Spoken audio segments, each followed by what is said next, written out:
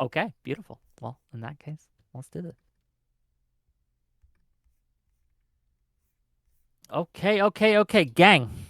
Welcome to yet another episode of Wick TV, a cross-ideological space where we come together to talk about issues both political and cultural, from the silly to the serious. Gang, have we got a show for you today?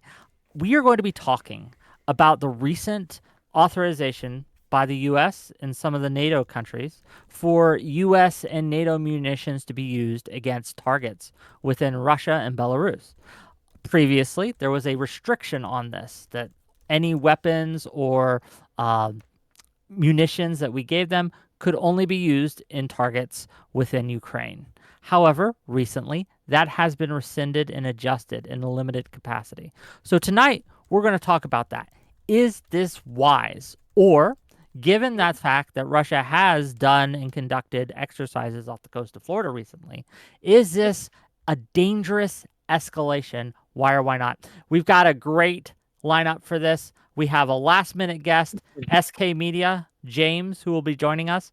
I'm excited. I hope you're excited. But let's start by first turning it over to first time guest on my channel, Barracks. Go ahead. What are your thoughts?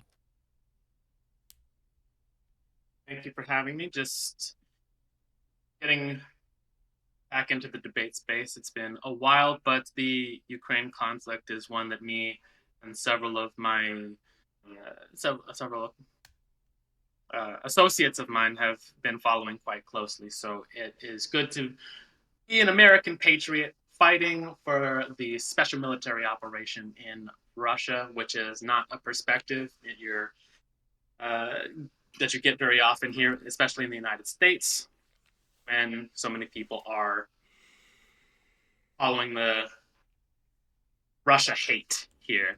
So just pushing back against the propaganda on my channel, The Barracks. Thank you. Okay. Well, thank you for joining us, and I'm sure we'll get into it as we go. Admiral Gibbs, you're up.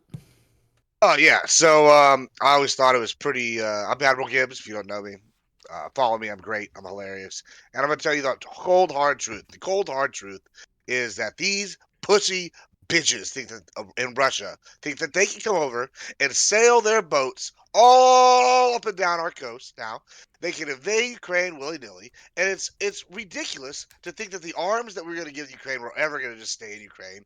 And good. I'm glad that we're going to actually be able to use those arms in Russia now, or Ukraine's actually going to use those arms in Russia now, because they should have been doing that from the get-go. There shouldn't have been restrictions on how to fight a war. Once we give you the weapons, it's up to you to use the weapons how you want to. Otherwise, what are we really doing? Okay. Thank you for being here. We'll get into it as we go. Non-smoker, what you got? Yeah, twitch.tv/non-smoker. Happy to be back. I mean, I kind of feel like vindicated the more and more this conflict goes on, because I've sort of repeated the same line since the start. And that is, this is an unwinnable war for Ukraine, and I think it continues to appear to be that is the case, right? You see Russia continue to further encroach on Ukrainian territory. You see the casualties mounting, yes, on both sides, but I would say far past a tolerable point for most Ukrainians on the Ukrainian side. You see the dollar amount way past the threshold for more Americans. And I think any action taken at this juncture to escalate the conflict is insane. It would make sense to escalate only if you were certain that the escalation would somehow bring about a faster victory, or a more likely victory scenario. And I think it's pretty obvious to me, and obvious to anyone who's objective, that attacking targets inside of Russia is not going to bring about a Ukrainian victory. It's also not going to deter Russia. If anything, it's going to embolden Russia. It's going to give them more of a reason to continue barreling forward and continue to do things to provoke us, like putting warships in the Caribbean. I just think it's bad. I've always thought that this war was bad for Americans, first and foremost, let alone Ukrainians and Russia. And I only say first and foremost because I'm an American. But yeah, ultimately, I think it's bad all the way around. Everybody should be pursuing peace. And while I don't think Vladimir Putin is a perfect leader, or even necessarily someone who I admire, I find it interesting that he actually proposed a peace plan recently, and yet we're still talking about Russia as the aggressors. So Yeah, that's my position. Well, thank you for being here. I'm sure we'll get into it as we go. Rashad Crenshaw, please. I firmly believe that it's in our best interest to up the ante in this conflict by allowing Ukraine to strike Russian targets in the Kharkiv region. I believe that this war is not necessarily unwinnable or was unwinnable from the start because Republicans were playing childish games in Congress, which cost us a significant amount of time that we needed in order to fund and support Ukraine. Now, Republicans have gotten on the same page with Democrats and the rhinos, and now we're seeing the proper aid and support that's going to Ukraine that needs to go there. I do believe this will be a war of attrition, and it will be a war of who can outlast the other economically. As of right now, it looks like in 2022, Russia spent about 70 billion USD. If you flip the currencies on their military, we sent Ukraine about 60 billion. It seems like Russia's spending about 6% of their GDP on their military, whereas we're spending about 0.33% in that Ukraine aid package. So we're more than capable economically of solving this problem. I think we're probably going to outlast Russia economically, both NATO and the US, which US is a part of NATO, but you get my point. So yeah, I think we're making the best move here, and we need to up the ante. Okay, well, thanks for being here. I don't know what happened to SK Media, but he was saying that there were some blackouts and some stuff in the region, so we'll see. I don't know. Or maybe you guys just didn't like the cut of your jib. I'm not sure. We'll find out. But that said, uh, let's get into the actual discussion. Please go ahead. Floor's open. Give us what you got. Yeah, I got a question for Gibbs and Rashad. So for the two of you guys, can you just sell me on the idea that these strikes within Russia are bringing Ukraine closer, tangibly closer to some kind of victory? Can you sell me on that in your simplest, most straightforward way possible? Rashad, you want to take that? Yeah, I think that this war is not as much of a unanimous decision kind of or even knockout victory for Russia as people might think. And I think that the Russians realizing that not only are you struggling to win this war, which was supposed to be a 2 week to 1 month military operation, you're struggling to win this war. Oh, by the way, NATO is now authorizing Ukraine to strike in your territory. So now you're not as safe as you might have thought you were. And I think that it's very, very important for the Russian civilians to understand that you're not entirely safe in this war, just like the Ukrainian civilians are not safe in this war.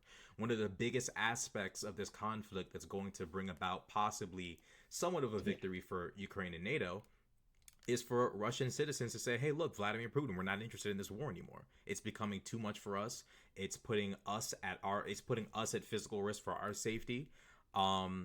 And it's becoming more difficult for us to win. I think that us not allowing Ukraine to strike into even just the Kharkiv region, which is where the limits are right now in terms of strikes into Ukraine, into Russia, even if we had done that, we would have been able to stop that offensive. So, the civilians' desire for the war to continue, and also Russia's logistical ability to just, invade from this point, invade from that point. These are all important parts of the plan here, and I think that allowing Ukraine to strike into those parts of Russia is very important for that reason. Just a quick add to that. To me, it's pretty simple. It's Ukraine's already been struggling, right? Russia clearly has logistical issues. It's not going to hurt Ukraine's chances of winning by being able to go in there and actually do damage to Russia within Russia. I don't see how that's a net negative for Ukraine. I can see the argument saying maybe it's going to escalate things, but I feel like if I was a Ukrainian, I'm not, but if I was, I would like the ability to maybe reach out and touch my enemy in their home the way they're touching me in mine, right? Like that kind of is the way I'm looking at it. And I think it's just giving them more options at the win. And I personally don't think that the answer is, and I know Rashad's probably going to differ from me on this point, that I don't think the answer is a actual Ukraine win. I think this is the win for the U.S. is a perpetual war, right? And the longer Russia's bogged down in Ukraine, and this is going to sound callous, the better it is for the Western powers against Russia, right? Like they're bogged down, they're running out of troops, they're running out of tech, they're having to use World War II tanks. Like these are all good things when it comes to like these adversarial powers struggling. And so as long as we can just give Ukraine enough to keep going, I think that's going to be the best interest for the Americans. Okay, go Yeah. ahead, please, Barrett. I mean, just to respond to the two of them, the one thing that probably the only thing that I would agree with Rashad and Admiral Gibbs is that this is a war of attrition, which is confusing to me why Rashad would say that this war was supposed to be over in a month or two. Like, this was never stipulated. The three-part plan of the three-part goals set up at the beginning of the Russian special military operation was not time-based, it was outcome-based. One of them would be to liberate the Donbass, one of them to be to demilitarize Ukraine, and the other to denazify the Ukrainian government. And in terms of not to interrupt, but I want to give SK Media a chance to have his opening statement, right? Like he's back and hopefully, maybe if we can get this working, excuse me. But okay, don't click join voice. Don't do it. Don't click that button because it'll push you out of here. But yeah. Oh, can you hear me all right? Yes, now we can hear you. Thank you. Please. Okay. But I wanted to give you a chance to kind of give your opening thoughts. Like, you DM me some things. I think just saying that would be appropriate. So go ahead. Yeah, so I'm going to be quite honest here. Some of your guests here are clearly full of shit and don't know what the fuck they're talking about. Particularly that Barracks guy. Barracks, are you there? Are you there? Oh, I'm here. I'm just muted. Are you here? Okay. No, that's unmute yourself. So you are the guy you talk about. You fight the propaganda against Russia. Is that correct? Yeah, I fight the propaganda of mercenaries like you. Of mercenaries. Okay, first of all, you need to learn what the definition of mercenary is. Okay, there is actually mercenary is someone law who fights for a foreign country for money, which is what you're doing. For money. Incorrect. Okay. Yes, a mercenary fights for money. Okay, a non-citizen fighting under contract in another country is not considered a mercenary by international law. Okay, there's an actual international law definition of that which you can read. If your definition were correct, every green card holder who fights in the U.S. military, for example, would be a mercenary, okay? Now, so my question for you was, so you're fighting all this propaganda against Russia. How much time have you spent in Russia? Me personally, I've spent you personally. no Who else? amount of time. Zero amount of time in Russia, okay? Do you speak Russian? I was saying before you... Hold on. One at a time. I don't know what they teach you at mercenary school in Ukraine. I know the Ukrainian army only gives 3 days of training before they send you to the front lines to die. You have never spent a All right. second. This is kind of like ad hominem, no? Okay. You little piece of shit. Hold on. Okay, go fuck yourself. He did ask me a question.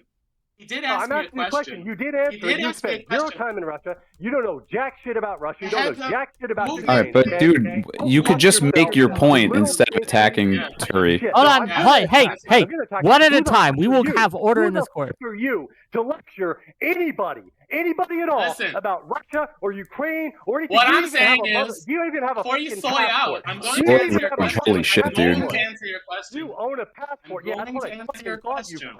Movement which I represent. I'm answering your question. I'm answering your question. You know what? Go sign up. You can sign up.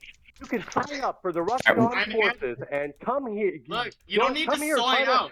Dude, he's not even trying. Okay. Come on. Soy out, motherfucker. Come here. Come here in any capacity you want. The movement which I represent, the infrared movement. Okay. We got it. Okay, we have to have some semblance of order here. Go fuck yourself. So mute him. I'm not the one interrupting. Mute him. Go fuck yourself. Okay. The movement which SK I Media, represent, we gotta let them respond. We gotta hold on. We gotta let them respond, and then you can respond, and that's how we're gonna do. Let them respond.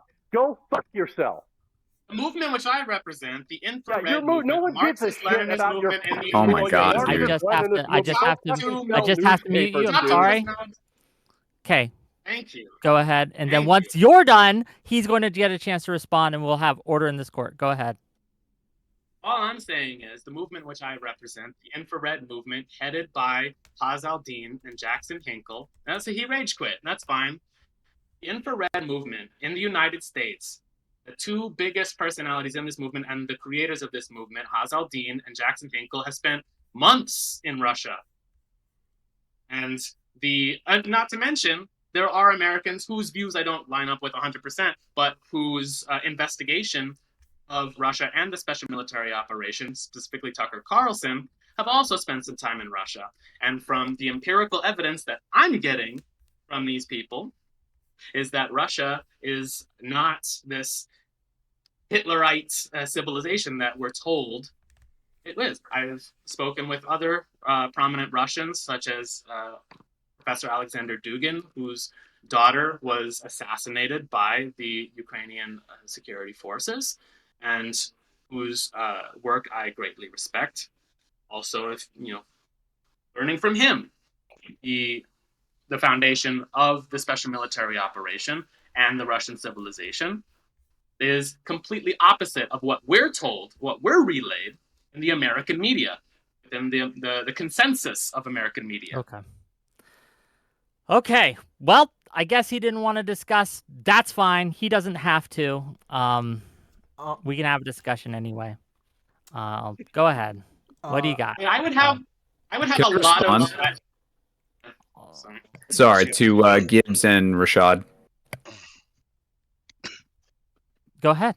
Is that cool? Okay, I just want to make sure I'm not stepping on it because that seems I'm trying to reconnoiter here. He's look, okay. We're gonna have the discussion whether or not someone wants to play. Okay.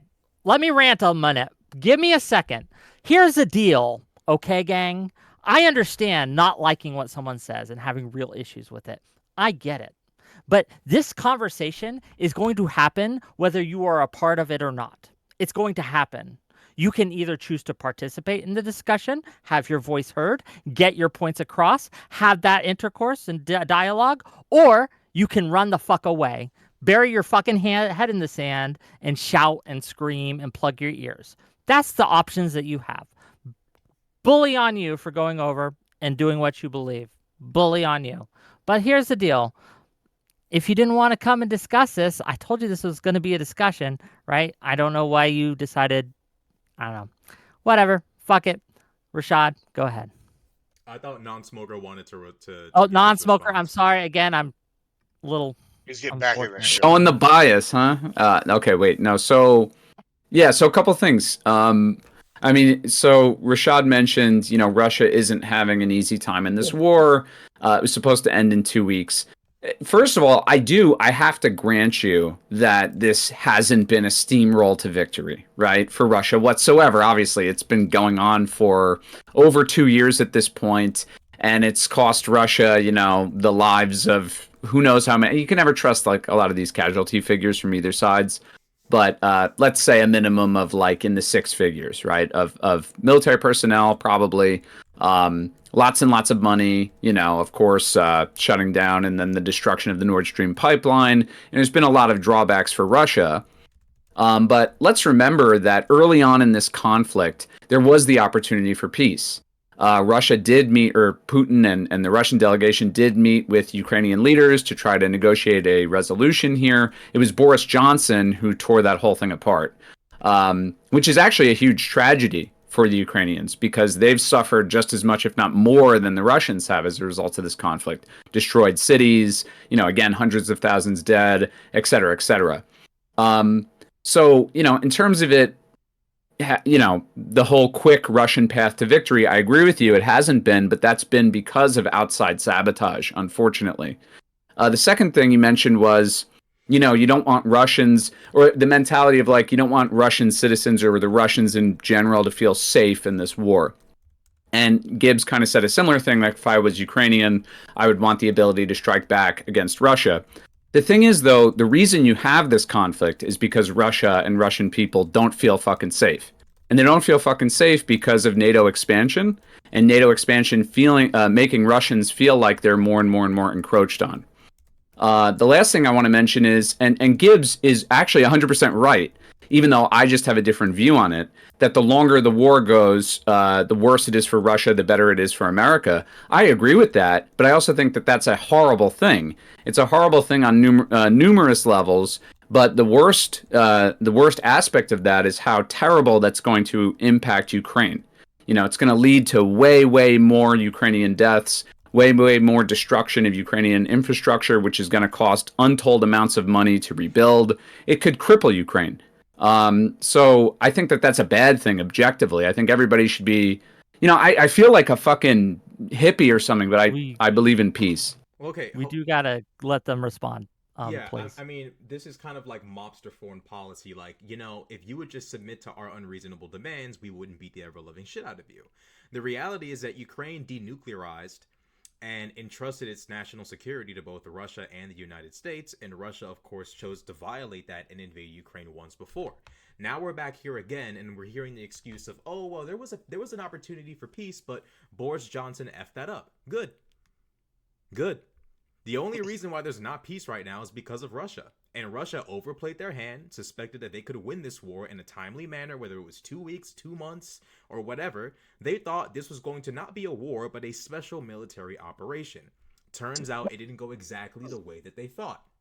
There is no reason as to why a double aggressor should all of a sudden hold the keys to peace. We have you where we want you. We can outlast you economically. We can fund the Ukrainians. We've had some hiccups thanks to, I gotta be honest with you, Gibbs, MAGA. We had MAGA come in and kind of fuck it all up for everybody. And as a result, we've been unable, and Europe in its incompetence and its, I guess, just not being ready for showtime, they haven't been able to supply Ukraine in the way that they're supposed to as well. But the idea that somehow or another Russia's the one who's afraid and they're afraid for their security, there's a reason why when Tucker Carlson interviewed Putin didn't really want to talk all that much about NATO. Because thanks to invading Ukraine, I believe, and correct me if I'm wrong, Sweden and Finland decided to join NATO. So as in your attempt to stop one nation from joining, you have two join as a result of being afraid of you. Then on top of that, you haven't been this weak in decades, probably since the collapse of the Soviet Union, and yet NATO is simply seeing it fit to just send weaponry when they could very well just pop up in Ukraine, expel your troops from the region, because we all know Russia cannot defeat just Europe itself in a conventional war. I feel like we're honestly being really, really nice to Russia right now. And it could be way worse than it is right now. And if we had a meaner leader in office, this shit could have gotten uglier for Vladimir a while ago. Okay, I want to make sure Gibbs gets a chance to get into, and then we can. Yeah, sure. I mean, I'll be quick. Yeah, I mean, as a Texan, and y'all know I love my Texas history, there was a guy very similar to Putin back in Texas history named Santa Anna. And we took the time to whoop his ass. And I got to say, I feel for the Ukrainians wanting to whoop Putin's ass and wanting to be able to fight. Like, if they want to fight and they're willing to die and they're willing to stand up for their country, and we're willing to back them. Like, yeah, it's really callous and it sounds bad, but what's best for us is to let them turn this into a perpetual meat grinder. And I know it's bad, and I know that's horrible to like say out loud.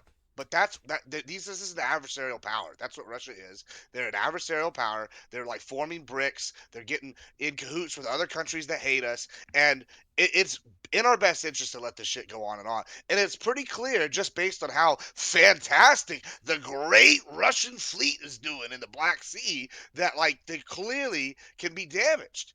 Like in general, the whole shebang can be hurt. And by allowing them to use our weapons to strike in Russia, I think that they can cause way more damage and actually get some critical strikes. And I think this might actually cause them to actually turn the tide. Because it's what, year 3 now, and Russia's barely gained any land. They had to stop their great advance into the capital, Kiev, and then they've been fighting basically War One, trench warfare for the last couple of years everywhere else. I mean, the idea that Ukraine like doesn't have the right to defend themselves is just ridiculous.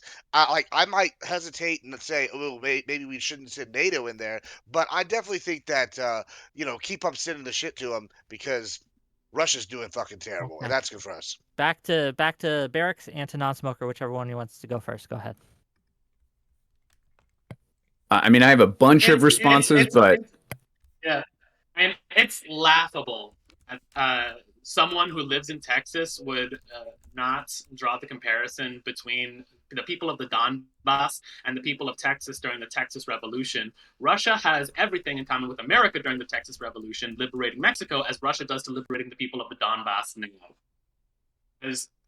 Who started this war?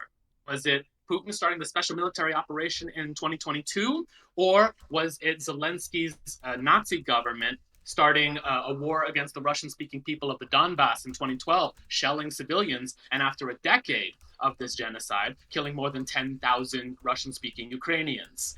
Who started this war of aggression? Was it Russia or was it NATO? Was it NATO who said after the fall of the Soviet Union, not 1 inch eastward, both the United States foreign minister and the German foreign minister after the fall of the Berlin Wall, that they would not push eastward toward Russia? And for every single year after that, more and more countries being forced to join NATO, more and more territory being lost from the USSR, from the former USSR, and from Russia, to the point where even today, a number of color revolutions started by the United States CIA, NGOs, the State Department under USAID, starting color revolutions in Armenia, Georgia, and Azerbaijan. Take this point by point because I'm very curious. You say that they started color revolutions. Can you give us evidence that these were color revolutions started by the CIA? What evidence do you have that this is the case? So Max Blumenthal of the Gray Zone had uncovered at the same time that I was investigating in Georgia. Max Blumenthal of the Gray Zone? Did I hear that right? The Gray Zone. Okay. Yes. And independently of myself, this is something you can go and look at for programs yourself within USAID, the Department of USAID, who funds and trains operatives in Georgia under the organization called Canvas. And this particular organization, and this is only one example recently from the past 6 months or so of organizations in the Caucasus. There are also organizations in the Balkans. So again, on the Russian border, groups funded and trained by USAID. That's the wing of the State Department. Who, we don't even have to talk about the CIA. We could just talk about the State Department in general, the USAID, training groups like Canvas to start violent protests in the streets, to destabilize local elections, and to generally cause havoc, to block traffic, to disrupt daily life in countries like Georgia, in order to open up a potential second front on Russia to weaken them while they try to liberate the Donbass. Okay. Canvas is one such organization you can look for yourself. Golden, can I just ask a question? Hold Rashad first, and then Gibbs, and then we'll let him respond. Okay, I'm hearing this thing about how there was like an agreement for NATO to never expand. Can you point to a legal agreement, kind of like the Magna Carta or the Budapest Memorandum or the Declaration of Independence, or some kind of like legal document that we can point to where the United States or NATO and Russia said we will never, ever, ever allow any nation that was formerly a part of the Soviet Union to join NATO? And can you point to a time in which we forced any NATO state to join NATO? It was a gesture of good faith. I mean, that was the whole idea, was that in order to soften, you can, but in order to soften relations between Russia and the United States following the Cold War, something that everybody should want because it reduces the probability of a fucking nuclear war, part of softening that relationship was us promising the Russians we would not expand NATO 1 inch eastward. Who was us? The United States. The United States collectively. Can you point to like any institution within our government, the Department of Defense? Can you point to any? There's no document, Rashad. This is like common knowledge. This is something that was openly stated. Yes. Occurred between two diplomats. Yes. This is not how this works in terms of legal binding agreements between sovereign states involving invasions of nations and all sorts of, all of that. There needs to be some kind of agreement, kind of like the Budapest Memorandum or Rashad, the point is not that it's illegal. The point is not that it's illegal. The point is that it's a violation of Russia's trust. Right, and that's what made Russia. That's what made it. But that's what made. The point is that's what made Russia feel attacked and encroached on. No, we have to acknowledge it's not a conversation between two people who do not have the authority The authority Dude, within it their wasn't nation. two fucking random Hold on, people. non-smoker, These you are gotta let him. You diplomats. gotta let him finish his point, and then you can respond. I promise I'll give you a chance to respond, non-smoker. I promise, but you gotta let Rashad get it out. He can fire back if he wants, but two people who do not have the authority to make these kinds of agreements. There's no way in hell that two diplomats can make an agreement like this with no correspondence between their heads of state or any of the departments in control of these kinds of decisions. This is not an actual legally binding agreement. And to end the lives of hundreds of thousands of people and invade a nation state because of a conversation between two diplomats, none of the agreements were sanctioned by any heads of state on either side. This is BS, respectfully. So you want Can I wait? I mean, Can I answer? if he's going to be Minsk II agreements, if you want a binding agreement between parties involved, just look at the Minsk I and the Minsk II agreements, both of which were violated in Ukraine. Go ahead, non-smoker. Yeah, so just so we're clear, this is not two random people. Like you're saying, like, oh, some Russian and some American. This is James Baker, right? The White House chief of staff, talking to Mikhail Gorbachev, the leader of the fucking Soviet Union, dude. And they're Now, just authorized to because make this there's not, agreement. but okay, you just hear me out here. Like, let's forgetting the debate bro rhetoric. What I'm trying to tell you is that there is not a legally binding thing, thus making it illegal, right? I'm not saying it was illegal for these other states to join NATO. That's not my argument. My argument is that the expansion of NATO was a violation of Russia's trust, which was established through diplomatic talks between very, very, very high level people. Right. And that's kind of what created this tension that ultimately boiled over in fucking first in 2014 in Maidan and then later in 2022. But nobody denies, no serious person denies that NATO expansion, there was a pretty contentious debate around that in the US because the whole purpose of NATO's existence is to basically curb quote unquote Soviet aggression.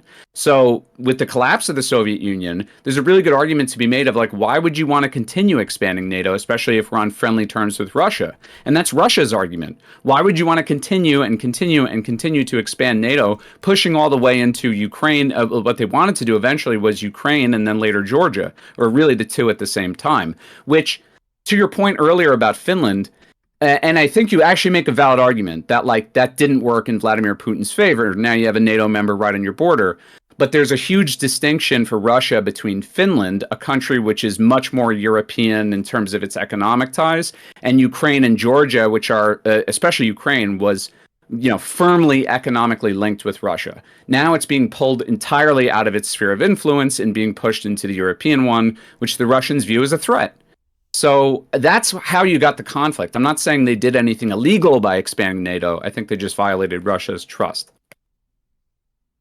Your response? Yeah, I mean, I'm not arguing entirely just legality. I'm also arguing like there has to be some sort of official agreement between two nation states when we start saying, hey, we discussed this and this discussion was not upheld, therefore we're going to invade this nation state. That's extreme. That's insane. It'd be another thing if Russia said, hey, we agreed to this. You and your entire government signed on the dotted line and said this exact thing right here will not occur. That never happened. A discussion between two highly qualified individuals, a discussion between two highly qualified individuals is different from an agreement between two nation states that is legally binding.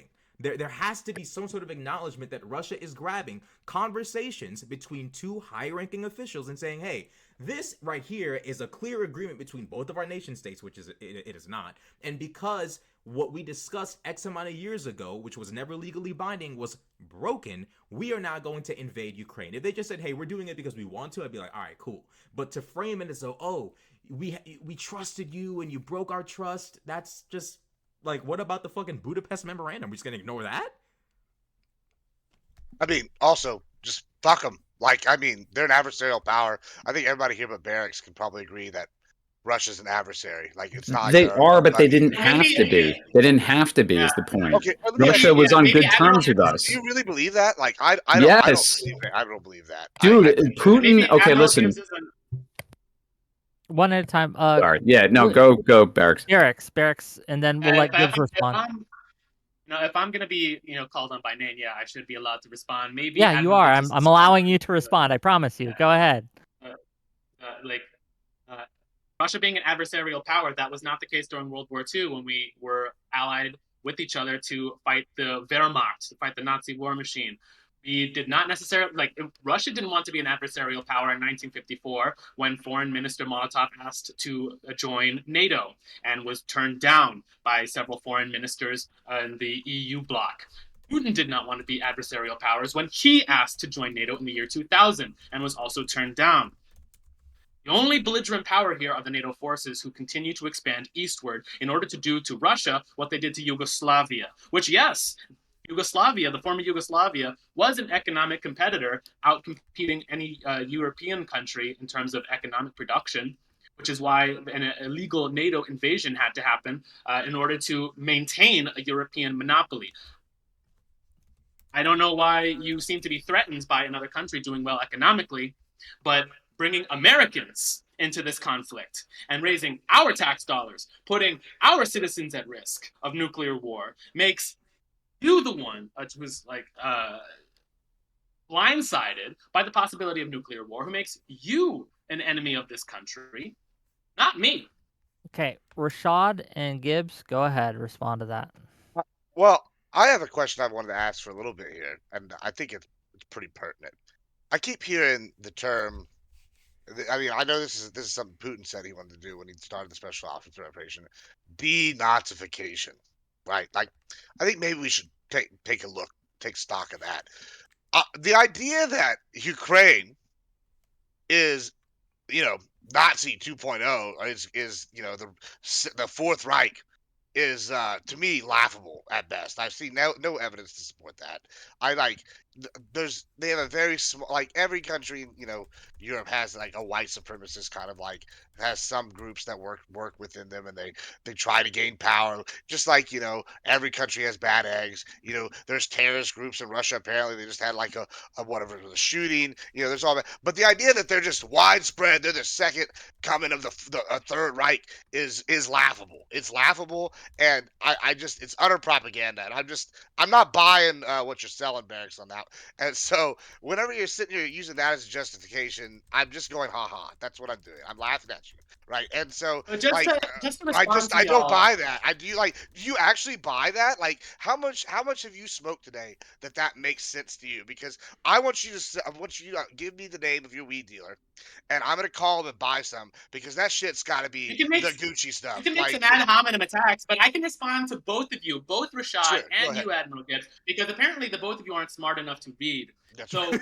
I'm not Rashad, smart enough. You got it. Rashad, Nailed it. Rashad has yet to respond. Rashad has yet to respond to me bringing up the Minsk Accords, which was a legally binding document, which Angela Merkel of Germany had said was a complete lie Yeah, in but order to buy that's not time. gonna work But because I I'm, don't give a I'm not shit. answering your question.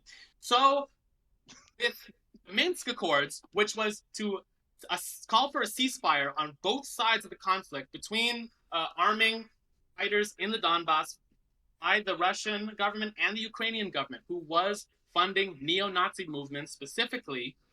Like, the reason we're in this mess today is because Ukraine was founded by Nazis. Their national hero, who we consider George Washington. Their George Washington is a man called Stepan Bandera, who was a high-ranking officer in the Nazi party. There are statues to the guy, government-funded statues. There are streets named after the guy. There are their national anthems I don't think written about this Stepan isn't really a Bandera. discussion you want to have. I mean, didn't Vladimir Putin hire Yevgeny Prigozhin and Dmitry Utkin? Do we want to pull up a picture of Dmitry Utkin's collarbones? Pause. This is a guy who employed neo-Nazis. Wagner Group, if I recall correctly, is named after Hitler's favorite musical composer, supposedly. Right. So here we have Vladimir Putin, who thinks it necessary and upon himself to invade a nation state and ruin the lives of millions and the lives of hundreds of thousands to denazify Ukraine, and yet he seems to be perfectly comfortable with hiring a neo-Nazi and his collaborators to do his dirty work. I find that really, really weird. Now, to remind you, in our Even United if you States wanted Marine to, even Corps, if you wanted, in our United States Marine Corps, our Scout Sniper unit even if is you wanted well to make that, known. we're Is not well funding Russia. known. Are we funding Russia? Are Hold we on, funding you got our let him Are we answer. funding Russia? Hold on, Barracks. He let you go off. You gotta let him go off, and then once he's done, I promise you'll have some space to respond to him. Rashad, finish your point, please. I just Oh my wanted to God, say- today has been the worst. But anyway, go ahead. I just wanted to say, in our Scout Sniper unit in the United States Marine Corps, we have Marines who scout the Waffen SS logo all the time. I wonder how many people want to end the United States Marine Corps, or want to clear it out, or end the Scout Sniper unit, because we theoretically could do that. I mean, how far do you want to go? Should Canada invade us and cleanse us of our Nazism? What about the Confederate statues that we had in the Capitol? Is America still dealing with some pro-slavery stuff we might need to get rid of? Like, how are we gonna all of a sudden act like Azov Battalion is representative of a Nazi government when you have an Ashkenazi Jew sitting as the leading head of state of Ukraine? Can I Are we answer? funding Russia? Are we funding Russia? He bounced. Yeah. I guess we Because, I win. mean, we're not funding Russia. No, he'll be back. I promise you. But I'm not sure if he had to use the restroom real quick or something. But I Can guess I I'll jump have a in question. No, I just Oh, had to there he plug is. my camera back in. Oh, word. Oh. Can I jump in and kind of answer That's up Rashad to- a little bit? That's up to Barracks, Barack. do you mind? It's Barrack's turn, so if he wants to cede the time to Cool. you, go ahead. Yeah, I just because I think there's actually some important distinctions to be made here. First of all, like Nazism as ideology is probably more well represented in Eastern Europe in general than like anywhere else in the world. And that's because of the historical relationship the people who live there have with it, right? Like Nazism is incredibly popular in places like, it's not just Ukraine, Belarus, Poland, etc. In terms of like as an underground movement, I'm not saying it's necessarily this open thing, but because of the people's historical experience of resisting Soviet and what they view as like Russian sort of aggression and imperialism, to them, Nazism in some of these circles actually represents like an anti-Slavic movement more than anything. It's more than it's even anti-Semitic. It's predominantly meant to symbolize this like fierce opposition to being ruled by Russians and Russia. And then, of course, there is like a racist bent to it as well. Usually anti-Roma. There is anti-Semitism. It's just not the driving factor behind the movement, and that's why that contradiction of the far right aligning itself with Jewish Zelensky. It seems to not make any sense. That's why that exists. Is because the neo-Nazis in Ukraine, they don't view themselves as like their mission is to annihilate all Jews. But with that being said, I mean, you make some decent points. I think that like there are far right factions everywhere, including in Russia. I think what's important about Ukraine, though, is that Azov, right sector, all of these groups are in some sense officially rolled into the government or the actual state military, which again, I think is part of, the Ukrainians would argue this is part of our defense, right? And we need all hands on deck and all that kind of stuff. Non-smoker. Yeah. Non-smoker, though, to that. When Rashad mentioned his examples, such as Prigozhin and things like that, do you not acknowledge that these groups were also rolled into Russia's official kind of defense force? Well, here's the difference. I was going to get to that. Yeah, no, here's the difference. Wagner is a mercenary outfit, and they're not ideologically led. They're in it for money. It's a for-profit enterprise. So their movement is not necessarily like we have this ideological drive to kill off Ukrainians because of their racial inferiority. It's not about that. For Wagner, it's about profits, right? Ultimately. And a lot of these symbols, it is what Rashad's saying, like you see in the Marines. Like it's just meant to be like affiliated with, for lack of a better way of putting it, edgy military sort of shit, right? Azov, right sector, these groups have a distinct ideological bent to them. Like they have a vision of like a pure Ukraine that's cleansed of cleansed of Russians, right? Cleansed of that Slavic legacy. Basically, it's more European, more Polish, right, in its orientation. That's kind of the difference between the two.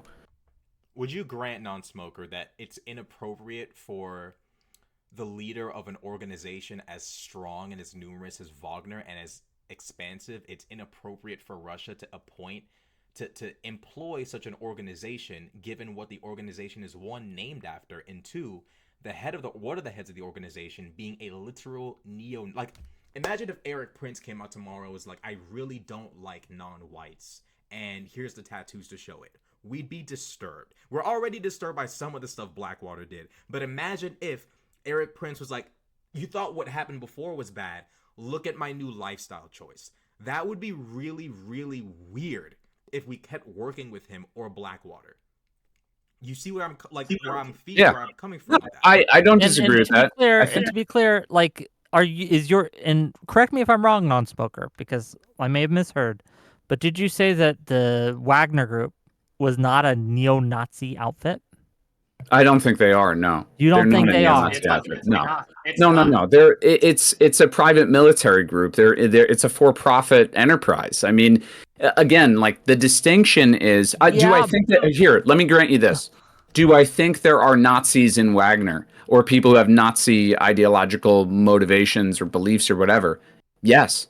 But do I think that that's the primary focus of Wagner as an organization, and that's why Russia has incorporated them into their assault? No, I think doesn't they're. it speak Do to you the But to acknowledge answer the Rashad, I think leadership that that the leadership of Wagner, I- the Wagner Group, was neo-Nazis?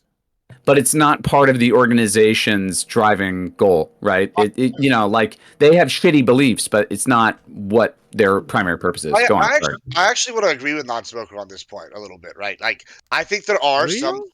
Yeah, so hear me Go out. Hear me out. ahead. Yeah, just hear me out. Like, he might, y'all might disagree or whatever, but I think there are some aspects of Wagner that are clearly Nazi inspired. We can dive into that. I'll let Rashad dive more into that because he was pretty hitting the specifics pretty hard. However, I do agree that I think they're primarily a private enterprise base. That's their main goal is generating more funds, right? And they're the things that they do is war, right? That's what they do. But They're a private military. But Hold like that, on. but if you Gibbs, hold okay, on, hold on. To you, Gibbs, if you have an organization where the leadership, the people who are running the show, all are basically neo-Nazis, right? And they have that belief system, do we not, again, understand that the decisions that they will make, these leadership will make for the group, will be based on their ideology? Do we not just acknowledge that just straight out the gate?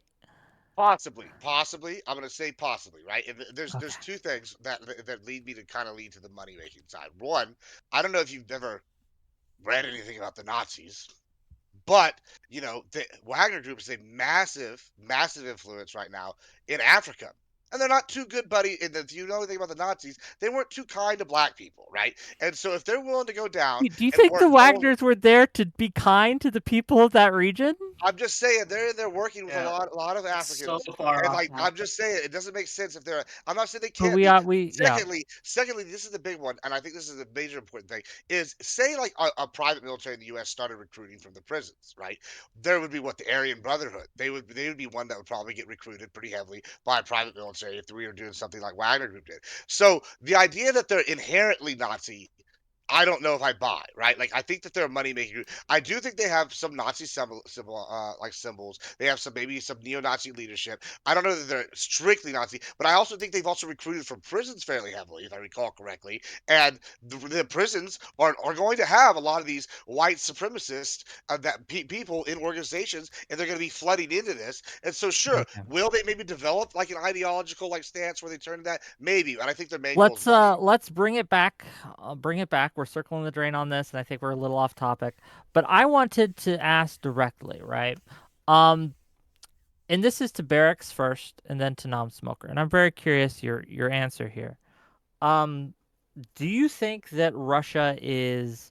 Do you acknowledge that Russia has been guilty of war crimes in the region? Whether or not you think it was systemic, whether or not they think there's a genocide there, do you acknowledge at least that there are some incidences where they have broken the laws of war? Go ahead.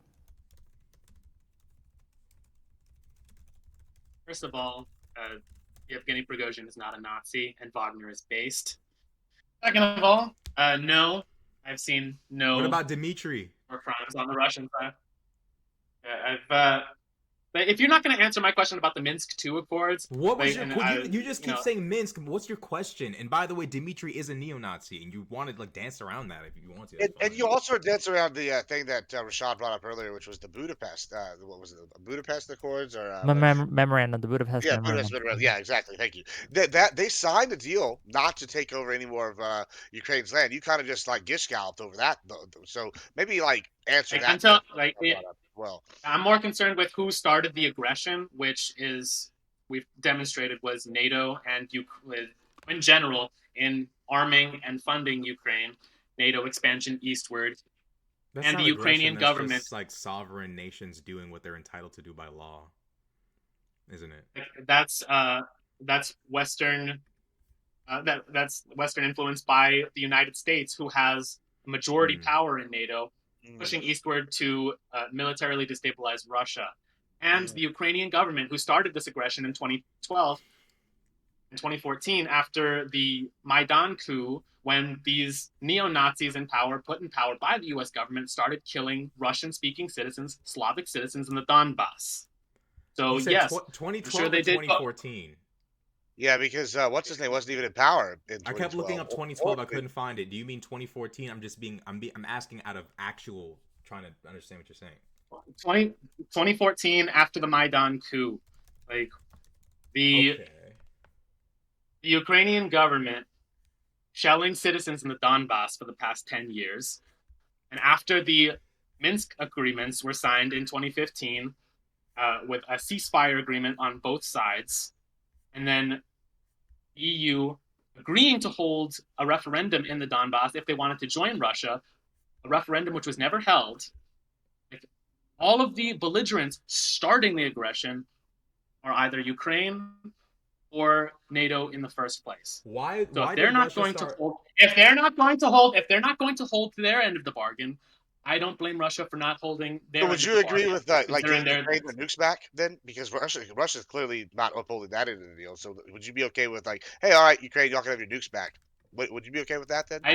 I don't believe in giving nukes to failed states. No, that's a horrible idea. So well, I mean, but Russia was a failed state after the Cold War. So what? Be you okay with them having nukes then? The USSR is not Russia. The USSR was a voluntary. But it was failed. Russia for a while there. Yeah. Like Russia was the center of the USSR, but the two are not synonymous. The center. Oh, they're not synonymous. No, it's hold on. like, Let's no, a country, hold on. You got different from a voluntary federation of countries. Yeah, we got it. Hold on. Voluntary federation. Hold on. I don't want to get stuck on this. I want to stick to the Budapest Memorandum, the Minsk Accords, and that lines of questioning. Well, both of those. I wanted to ask him, like, you know, he said they Rashad. shelled the shit out of these, you know, people in the Donbass. What caused them to just blow these people up? Was it just like they were just doing target practice, or like what's going on? It's because, as Non-Smoker was saying, a neo-Nazi regiment of the government who came into power after the 2014 Maidan coup had a staunchly anti-Slavic bias. They were banning the Russian language in schools in the Donbass. They were targeting civilians and eventually started shelling civilians. So don't the Ukrainians speak Russian though? In the Donbass they do, but even Zelensky nowadays has banned the Russian language again, just pushing this anti-Russian, anti-Slavic bias. Ukrainian. Okay. Okay, so there's literally, I don't know if you can. So are you denying? Are you advocating? Can you provide any sort of, because I'm looking this up and I don't have any evidence of Ukraine just shelling them for no reason. It's saying that Russian-backed separatists began engaging in actual combat when Russia invaded Crimea. Can you link us any sort of stuff where Ukraine's blowing them up? There's a bit of a double standard there, isn't there? Because, so, I mean, I was going to respond to Whick and say, okay, is Russia guilty of war crimes? Well, I'm positive civilians have been killed. I'm positive that people have been killed in extrajudicial killings. I think that there's questionable evidence around certain things there, the accusations. What do you think would be the worst thing that Russia has done in Ukraine? I'm just curious. Extrajudicial killings of civilians, for sure. Okay. Having But the I would 50-year-old say at the same time, so I would say, I disavow, I think all of that's bad and blah blah blah. But at the same time, when we talk about what happened in the Donbass after the Donbass war following 2014 Maidan revolution, you could argue that that's a civil war, and so by your logic, it's like, okay, well, it justifies the killing of civilians, it justifies the burning of the trade union building, killing all of those people.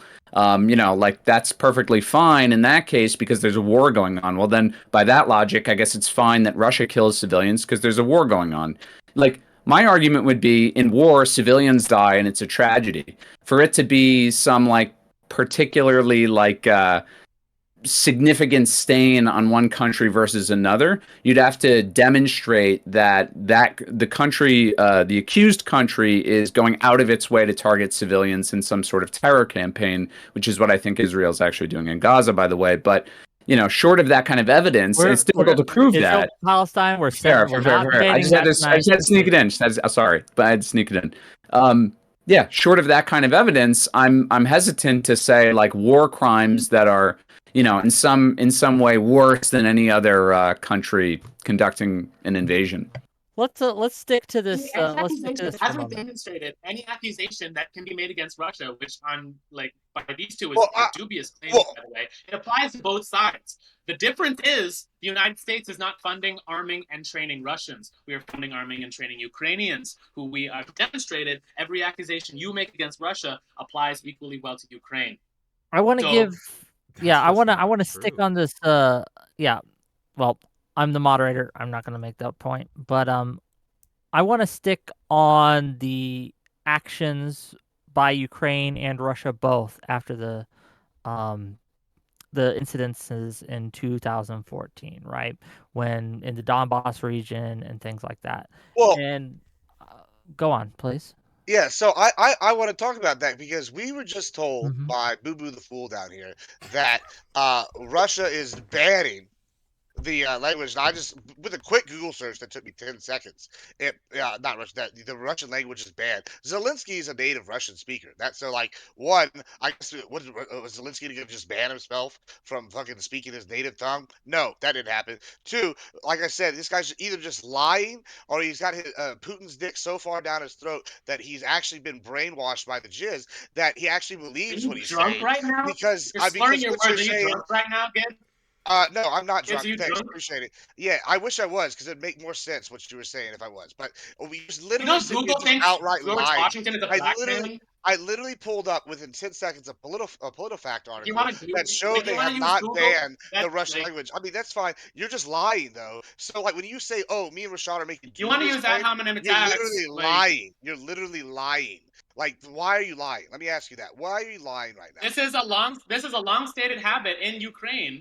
Like Ukraine to this day is banning the Russian church and targeting Russian Orthodox priests, banning the Russian Where's the language, evidence? Give me some evidence. tying up Whoa. He's actually somewhat correct the- about that. They did, in fact, ban the Ukrainian Orthodox Church. The problem is, as it turns out, the head of the Russian Orthodox Church, which both these organizations were very much linked before the war, as it turns out, that guy has been a suspected KGB agent since the 1970s by the Swiss government. And one thing we know about the Swiss is they're very well known for their neutrality. So if you're being accused of being a fucking agent by the Swiss in the 70s, Swiss. before any of this shit popped off, you're kind of sus. And I think that during a time of war, where your nation's survival is heavily dependent upon getting as many double agents the fuck up out of your country as soon as possible, I can't blame Ukraine for saying, hey, this whole Orthodox Church thing, cease to exist for now until we figure everything out. That just makes sense to me. You want to accuse us of justifying war crimes when banning an entire religion from a country and prosecuting priests for the Christianity alleged is crimes the of religion. one person? Not even Right. crimes. Political associations of a now defunct federation, which is not a crime. You want to accuse us of justifying war crimes when the justification here of banning an entire religion and prosecuting priests is going on right now. So Are every they? Hold accusation on. you Are make they against us is a prosecuting confession on just your for my part. audiences? Just for my audiences, saying barracks. This question to you: are they prosecuting the priests because of their religion, or are they prosecuting priests because they are suspected terrorists or spies? when you are evicting priests from churches that have been around for hundreds of years and throwing these priests in jail because of the alleged accusations against one guy whose alleged political associations, which aren't a crime, by the way, when you could simply not prosecute a bunch of priests and change out one particular priest if that was your priority. If We're Russia talking about had the decided, targeting. We're talking about targeting a specific group of people who all happen to share the same religion, who all happen to have a deep-rooted community tie, national tie with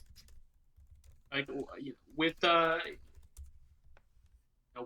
Ukrainian people who are being targeted, or their Yeah, I mean, political you really just associations. avoided Wick's question though. Like, you just avoid. Like, listen, I literally just now I put a collar on. I am a registered minister, right? I got some religious doctorates, right? I'm very, very, credible as a, religious scholar, right? I can come in right now and I can start preaching Ukrainian Orthodox, whatever, and then if they came in and were like, hey, maybe this guy's not really a priest, he's clearly a CIA plant, because obviously I'm not a fucking actual Ukrainian priest. They got me. But guess what? They weren't getting me because I'm preaching the religion of the Ukrainian Orthodoxy. They got me because I was a CIA plant. Like, that was what they would I don't be know. doing right there. Like, do you understand the difference in what Wick's I don't saying? know if Or you like know how monasteries work, but you don't just get to flood monasteries? monasteries with a bunch of new shady individuals. Like, these priests have been living in these historic, centuries-old monasteries themselves for decades. I mean, apparently, And now, when it's politically convenient, you want to make this accusation. That's justifying targeting people against their religion. politically ignore it. convenient. Yeah, this sounds Politically like some convenient. When bullshit. you're fighting for your fucking national survival, that's politically convenient, bro. Again, to remind you, Again, Big when Homie, I'm It is, again though. when I'm the one Big calling for Homie. when I'm the one calling for Russia to defend itself, and I'm the one who's Defend accused itself. of justifying war crimes. When time and time again, every accusation he makes against us also applies to you. When you have yet to make a good argument for why Americans should be paying for this in the first place. Wait. okay, Because hold it is on. us That's a who are good stealing question. it. That's a good question. I want to put a pin in that. And well, first of all, if you have something to say to him, Rashad, go ahead. But I do want the next topic to be: should America be funding this and involved? I do want to transition to that because I think it's worth discussing. But Rashad, I'll let you respond, and then I'll let Non-Smoker go because he's been waiting for a while, and we'll move on to the next segment. Go ahead, Rashad. Okay, so Moscow Patriarch Kirill, head of the world's largest Orthodox Christian church, whose clout transcends Al Jazeera, transcends Russia's borders to believers in former Soviet republics and diasporas, has defended the Kremlin's right to start the war. Now, I'm not saying this guy's the fucking Pope, but I am saying he seems to have some level of religious clout amongst Eastern European people who believe in the Orthodox Church. Imagine a guy with this kind of social clout coming out and saying, that war's great. I can't really look at Ukraine as crazy for saying, okay, this organization is done in our country as we're fighting for our fucking existence, when the head of the organization literally sits there and says that he completely supports the Kremlin's right to start the war of invading our nation. I just can't believe that you would try to equate or try to make it seem like they banned a religion. Vivek Ramaswamy tried this one. Vivek, he said Ukraine banned Christianity instead of just saying, hey, Ukraine banned a fucking organization headed by a guy who said that the invasion of their nation is cool. Like, why can't you guys just admit that? Just real quick, also to piggyback off, and I'll let you answer. But is there any pushback, or do you, Non-Smoker and Barracks, do you deny that this guy was a KGB agent? Who, Putin? Is that what you're asking them? No, I don't know enough to say one way or the other. No. Oh, okay. Okay, because I've looked him up. I don't know enough to say one way. I don't know what to say one way or the other. But again, if he has a differing political opinion than you, this does not justify. But if he was, I'm an American. I believe. Even if he was, this is not a good enough justification. Okay, so even to if he jail is someone who has a differing political opinion. Sure. So even if he I'm was I'm a Mar- KGB agent, I'm a you'd be fine? Marxist-Leninist. I would think it was based if he was. Okay, That just fair enough. means That's that all I wanted he to know. had Like, a so different like political opinion. if And I'm hearing Robert the E. Lee, advocation for jailing political opponents, not even a political opponent because he's not in the government, someone who is voicing a different political opinion than you, and you are advocating to throw that person in jail. Yeah. Go ahead, yeah, I mean, Rashad. like during the Civil Alan. War, somebody was like, "Yeah, that Confederacy shit is really, really nice." Oh, and by the way, my massive organization that influences the minds of millions of Americans, those Confederates down there, I'm fucking with it. And in fact, I really hope they win. If Abraham Lincoln said, "Yo ass is in detention and your organization is done for the foreseeable future," I can't be Hold on, a nation is Rashad. fighting for its future. Rashad, but that's not what's The same thing happening applies here. to Russia. Hold on, let That me respond to Rashad real quick. Rashad, that's not what they're doing here. What the accusations here aren't that they're preaching pro-Russian propaganda. It's that the heads of the organization are actual agents of Russia, Which and is they are working with Russia. I Because mean, I think there's a separation here. We could say you're saying stupid shit, and I would agree with Barack. I'm sorry, not Barack, Barracks. I would agree with Barracks that you shouldn't jail someone just because they have a stupid ass opinion. But that's not what's happening here. apparently What's happening is that they are actually agents of the enemy state. But go ahead. Apparently, according to material from Soviet archives, Kirill was a KGB agent, and apparently he was an That's what I'm officer saying. within the organization. So the guy, according But to reliable sources, aka the Swiss government during the 1970s, is suspected. To be fair to you guys, let's give it to non-smoker and let him respond, and then we can move to the next topic.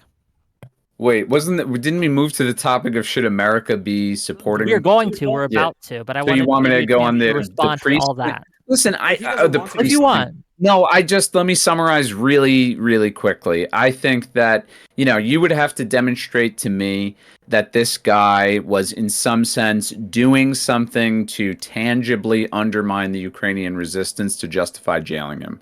I don't know enough about him to say who he worked for or didn't work for or whatever. But, and it's possible that he was doing that. And then I would buy that argument. Okay, I guess they would jail him just like Russia would jail some Orthodox priest who was undermining the Russian military or something like that, or the Russian state in some way. Yeah, that's my only argument on that. And I'm going to give you the topic first, since you're here, since they've talked a lot, and I'm going to give you guys the chance to answer this first. Obviously, America does have geopolitical interests in the region, right? I think everyone can acknowledge that, yes? That there are, right or wrong, whether we should or not, we have geopolitical interests in the region. Should America continue to fund Ukraine? Why or why not? First to non-smoker, then to Barracks, then I'll let Gibbs and Rashad respond. And this is to fund at all, right? Cui bono, right? I mean, who does it benefit? Okay, because when we say America, who are we referring to? There are people in America who benefit from the war in Ukraine. Weapons manufacturers, for one, they're making billions and billions of dollars. They're basically subsidized industries, in essence, right? They're offloading their old stockpiles. They're getting huge injections of cash. It's a huge win for them. It's potentially a huge win for America in terms of its competitive nature on the global natural gas market, right?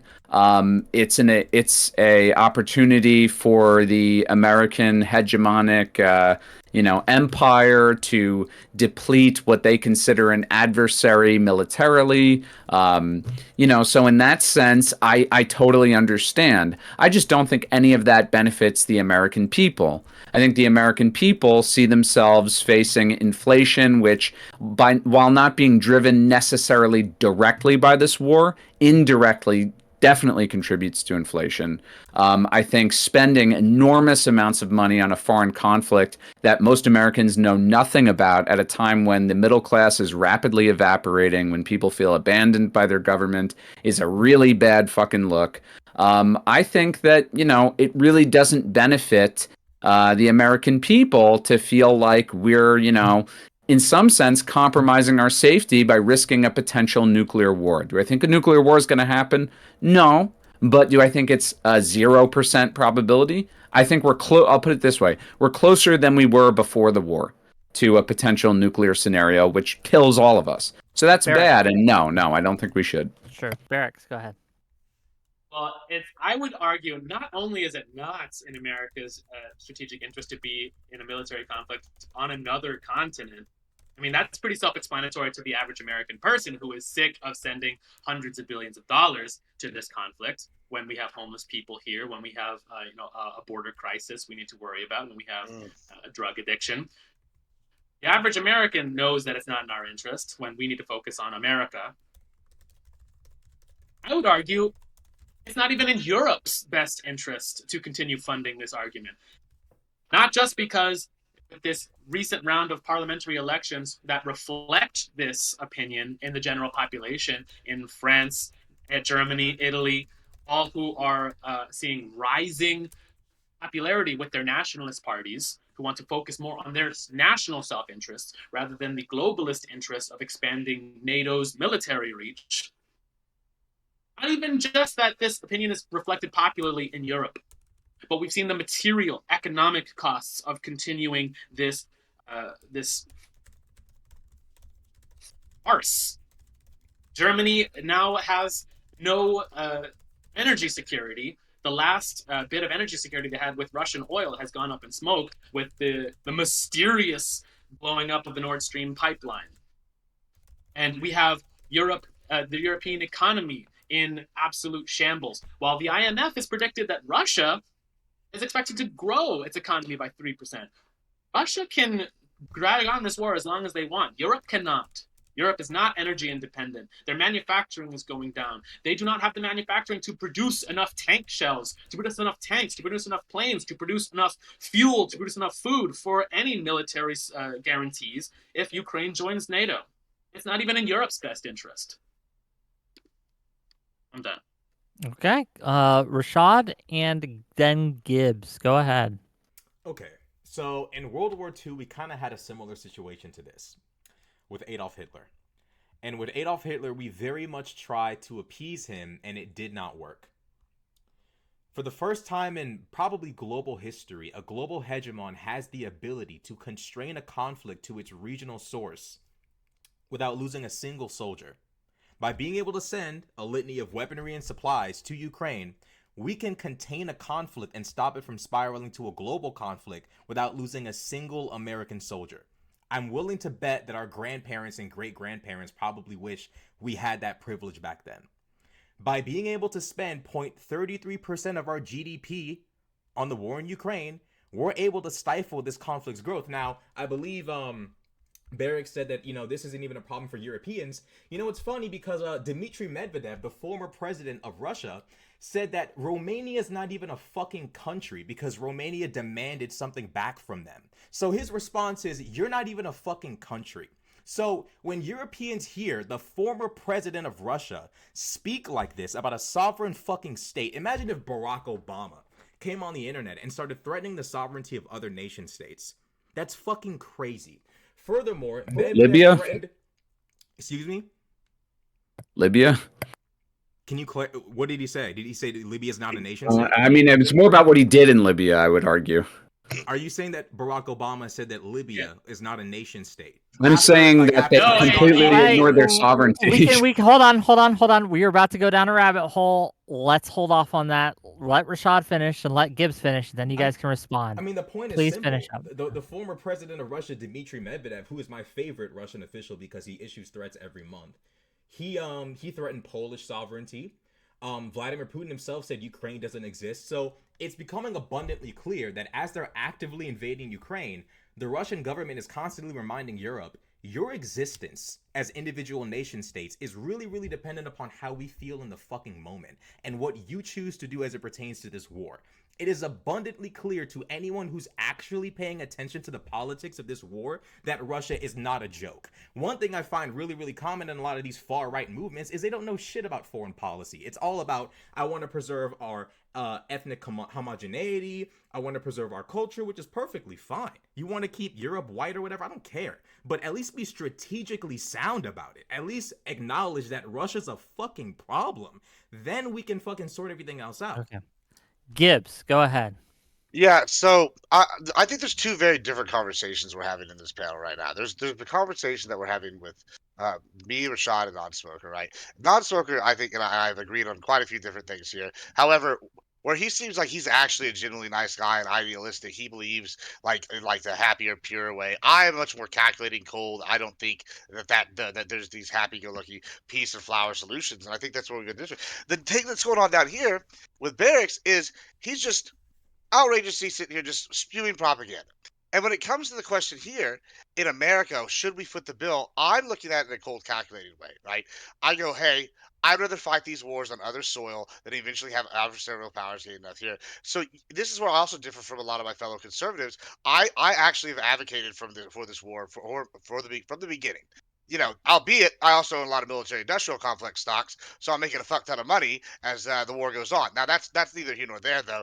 But but whenever we look at this, they're clearly an adversarial power, and I see that I don't see it's like a professor I once had. He said it's either the pain now or the pain later, right? And if we don't invest in weakening these countries now, then we're going to pay a worse price later. So, do I think Americans should cough up the bucks to pay for some of this stuff? Absolutely. I think we have to belly up to the bar, and sometimes we have to be an interventionist. And I know a lot of my MAGA friends are not going to appear like this, but this is like I said, where I differ from them, and I'm very much an interventionist. And I think that we should use our superpower status to go in and do what the fuck we want when we want, because we are the goddamn superpower, and America's the best. Freedom, baby. Okay. Response from non-smoker, then Barracks. Go ahead. Yeah. Okay. I mean, a few things like just to Gibbs's point, like the slippery slope sort of theory. Like, I just don't agree with that. I don't think Russia has any aspirations to bring the fight to the U.S. directly, at all. I don't think they have any interest in that whatsoever. I think Russia, look, let's agree. Like, I think it was Whick who initially suggested that we have an interest in the region, right? We're a world power. It's just, hey, I mean, it's every area of the world kind of concerns us, right? So, given that, my view would be okay, how do we sort of respect the fact that we have an interest in the region, but also not encroach on other big powers, thus, generating some major conflict that kills lots of people? I think it's like a pragmatic, sensible way to look at it. And I would say Ukraine is a red line for Russia. And that's been, a common talking point in U.S. Foreign policy circles since 2008, when the whole notion of Ukraine and Georgia joining NATO was first forwarded. It was basically like, okay, we said this thing to Gorbachev, but we basically fucking ignored the Russians, and they were willing to work with us regardless of the fact that NATO kept expanding. And, why not fucking bring in Ukraine and Georgia? And there were people in the U.S., intelligence circles and, Defense Department who basically were saying, that's a step too far. And my view is it's a step too far. Like, we have to respect the fact that Russia and China, like them or not, they have their own spheres of influence. We have basically the entire Western Hemisphere. Are you We would against never. China funding Russia in this? Am I against China funding Russia? Yeah, funding Well, Russia. no, I mean, okay, against that. I don't know. I don't think that it's great that China is pulled into the conflict at all. I'd love for China to be some sort of neutral arbiter in all of this.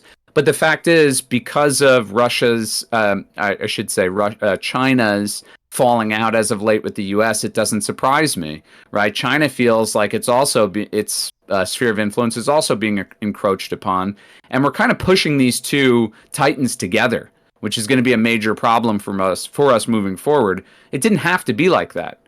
I honestly don't think that. So, yeah, I guess no. Okay. Barracks, go ahead. What do you got? Briefly, before I respond to these ad hominem attacks made against me, as an American patriot who understands that the founding fathers and those who pushed the Monroe Doctrine, that America, as the regional superpower, had a responsibility to guarantee security in this hemisphere, not in the other hemisphere, not in for civilizations across the Atlantic, which are far older than we are, and who are currently more militarily powerful. We don't need to guarantee security for those people. We need to be guaranteeing security for Americans and those in this hemisphere, based on the Monroe Doctrine. why can't we extend this same principle to the Russians for guaranteeing regional security as they have for the former Soviet bloc? And why can't we extend the same principle for China, securing the South China Sea, and for Asia overall? These like massively powerful and non-antagonistic. Oh, is that me or him? We have I much was to wondering, yeah. learn from them. Then people came and got him. You're cutting out, sir. They always get people on my Saying side. I've always on our side, yeah. Why can't we extend this same principle of guaranteeing the regional superpowers the right and responsibility to guarantee security for the poles Well, let of the me world ask you that this, they Barracks. live in? Sure, let me ask you this, Barracks. Are you against China funding? So you're obviously against America funding Ukraine. Yeah, correct. Cool. Are you against China and Iran funding Russia in this? No, it makes What perfect sense what's the considering that. difference here? Well, Because the United States. obviously, yeah, the United States is funding Ukraine to support their allies and their interests in the region. And you're against that because it extends the war, it puts more lives in jeopardy, it's something that's going to hurt our economy, et cetera, et cetera, et cetera. Your claims, not mine. Iran and China are doing the exact same thing with Russia. They're supplying drones, munitions, arms. If you're against one, don't you have to be against the other? The people of China, the government specifically, but the people in general in Iran and China are not fools. They have heard for decades the neocon rhetoric of necessity to invade Iran. Even recently, people like in the American government, like Lindsey Graham, saying that we should invade Iran, that we should go to war with Iran, and the same with China. China right now is viewed as the number one antagonist of U.S. global hegemony, which means that what NATO is doing of funding this belligerent Nazi government in Ukraine, the Chinese government also understands that this is going to happen to them next. So it is in their best interest to make sure that they form a disciplined bloc against globalist hegemony run by the United States. It's not the same because these powers aren't invading our hemisphere. We are invading theirs. Hold on. You don't It's think that also- Russia is the... Wait. Oh, hold on. Sorry, I just want to point out. I mean, the Chinese support of Russia in the conflict is not to the same level the U.S. support of Ukraine is. I mean, dollar amounts.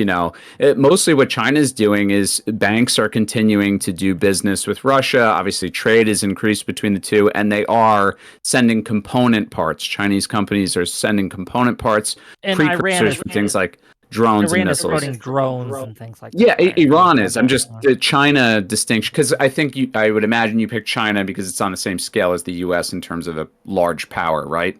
So it's just the U.S. support of Ukraine is way far greater just in terms of dollar amount, actual weapons, so on and so forth. Okay, I'll let people respond to this. I hold on before I do though. Hang on. Hang on. There were some attacks made against me by drunk I will Admiral get to Gibbs. that. We'll get to that, I promise. But just real quick, since we are at 7:30 here almost, gang, if you're liking the content, please hit that like button, hit that subscribe button. If you want to see more of these types of conversations, I need to know that you like these conversations. So please do that. But I guess I will I before you get to the ad homs, and I'll let you get to the ad homs, I do want a chance for Rashad to push back against what the points that non-smoker just made, just to keep it on the same, so we can keep it on the same wavelength. Go ahead, Rashad. Okay, my brain kind of fried, so I forgot. I was trying to respond to Barracks here. So I'm hearing this James Monroe doctrine stuff. I'm reading here because I don't know that much about the early presidents, but it seems like James Monroe is the 5th president of the United States. So we're dealing with like an ancient individual, a draw. No, Rashad, stop it. This guy's old. Stop. And I don't. No, Rashad, you're saying something very dumb. Hold on, please. Hold on. You let me hold on, finish just my for stupidity. Let me finish my yeah. stupidity. Let him go. But just for my audiences, the Monroe Doctrine is something that's been extended for a while. So if the argument here is that the Monroe Doctrine is that the United States would not interfere in the affairs of Europe or whatever the case might be, I'm not understanding. Like, okay, so when Pearl Harbor happened, did that like was that like a glitch in the Matrix? Like when the affairs of other parts of the world became involved in the United States, what the fuck? Like was that like were we supposed to just kind of like ignore that? I'm kind of convinced that World War II was kind of evidence that the world's affairs don't just not affect the United States, Please, and that please let me respond. if you want to stay out of the affairs of the world, or you at least want the affairs of the world to not become so massive that you're sending 18 and 19-year-old Marines and soldiers to die, it's probably in your best interest to stop the conflicts from spiraling into global conflicts. Like in World War II, where we made many concessions to Adolf Hitler, and I'm not trying to say Vladimir Putin's trying to do the Holocaust. We're talking about expansion here. It seems like we're kind of running into the same problem where we have people arguing that the intervention's not the answer, even though we had an entire world war that showed us intervention actually is the fucking answer if you want casualties and the price of war to not be as significant as it could be. So I'm not understanding why we're trying to make it seem like a part of the Monroe Doctrine, regardless of whether it's been expanded or not, a specific part of it should define American foreign policy today when we know global issues can affect us. Go ahead, non-smoker. Dude, okay, Rashad, it's okay, man. Listen, it's learning stuff on the fly, whatever. People get confused. The Monroe Doctrine was like yes, it started with James Monroe, but it was like more or less like think of it as like foreign policy guidance for the United States for most of its history following James Monroe's presidency. The basis is the Western Hemisphere, North America and South America, is America's territory. Europe cannot encroach on our territory whatsoever. What Barracks is suggesting is that if we have such a doctrine in place where we basically have established, a backyard that Europe cannot encroach on, why can we not also respect the fact that other great powers have spheres of influence that we should not encroach upon? That was his point. Is that the only part of it? Rashad is following the Destiny school of debate, which is reading from Wikipedia when he's losing. Dude, and listen, let's not. Hold on. Is that the only part of the doctrine that we're completely? Because I said I don't know anything about this. Is that the only part? Well, you also cannot intervene in That's the the affairs point. of the Western Hemisphere. This is the point. Okay, so you like as things are literally stated, right? It's literally stated that yes, the whole notion here is that our hemisphere, which was recently made independent at the time of the Monroe Doctrine writing, in Latin America had become independent following all these different independence movements. Europe cannot encroach on their sovereignty. And basically, what that translated out to in reality was Latin America, the Caribbean, and North America is the United States backyard, and that we will not tolerate any encroachment on our backyard. That's one of the reasons why we initiated all those coups in Latin America over time and, did all of these hostile actions towards Cuba, the embargo, and so forth. We viewed it as European powers and foreign powers trying to encroach on our sovereign sphere of influence, our territory. So I don't mind being wrong here. My main question is, though, this seems retarded. Like, okay, well, we told them they can't encroach here, but despite we know the fact that the wars over there can economically affect us and get our kids killed in a war, we're just gonna, cite this document or this, foreign policy plan as how we're gonna engage in the world. That's still retarded. Like, regardless of how fair it sounds, why can't we respect XYZ of Europe? Hold on here. Hold on. Despite, regardless of whether you want to call it fair or not, why can't we respect Europe, blah, blah, blah? Not only do we know the fact that European nations want us over there, you can't deny that, they want us over there. It's clearly in our geopolitical interest to be over there. Like, we literally, I think the casualties we took in World War II are only, like, taken over by the Civil War. Why in the fuck would we sit there and say, well, it's not fair to be involved over there when they can't be over here, so let's just risk another global conflict and then inevitably be involved again when it spirals out of control? We're going to pass it to Barracks because he wants to respond. Go ahead. You're going to accuse me of being retarded when you clearly think Ukraine is America. Like, the Japanese bombing of Pearl Harbor, which was American territory, is not the same as two completely separate countries on the other side of the world duking it out. So Oh my god! who's So the you retard actually here? think that Japan being allowed to invade neighboring states and building up their resources and war capabilities has Not- nothing to do with Not them neighboring eventually states. becoming bold Not enough? neighboring states. Rashad. Not neighboring states. U.S. soil. Hawaii Oh was my! U.S. So soil. We know Japan this. invaded Okay, No one let nowhere me else. hold on. No, Both no, of no, you no, stop no! Don't because let him get away you're with this. Do missing. not let I'm him get not. away with this. I'm not. I'm just- You're missing each other. Neither of you are talking about the same thing right now. Okay. He's So what? bullshitting. I. Okay. What? I keep wanting to call you Barack. Barracks. What Rashad is saying, what Rashad is referring to, is Japanese building up their infrastructure by invading places like China and things like that, building up the resources that they would need to have in the Philippines and the staging bases, which they would eventually use to attack American soil. So his argument here is that we should snip that in the bud. If we see Russia doing the same thing, building up their resource base, expanding their territories, building up bases, we need to nip that in the bud before they can attack us or it can push forward past Ukraine into things like Poland or things like that. Right? Just to check, Rashad, was that basically it? Of course, he knows what Of course. They Okay, know what it is. Barracks, respond to that, please. I've already made my point that Russia for decades has tried to make nice with the United States, has used diplomacy, has tried to use economic trade. Two different eras of Russian military security trying to join NATO. They have said that they have no interest in expanding westward like the European and American governments say they're going to. They're not. You have Senator Tommy Tuberville in the United States, is one of the rare voices in the West, saying that Putin has enough land. Russia is the largest landmass on the planet. They have enough food, energy. They're independent. They don't need to take over all of Europe. This is a boogeyman that you are inventing. There is no Russian boogeyman coming to get the United States. Can I just add to that really quick? No, hold on. There is, however, a moneyed interest in keeping this war going, as drunk Admiral Gibbs is saying that he has a financial interest in keeping this war going, making money off of U.S. stocks in weapons manufacturing, in people who are profiting off of the deaths of Ukrainians and Russians.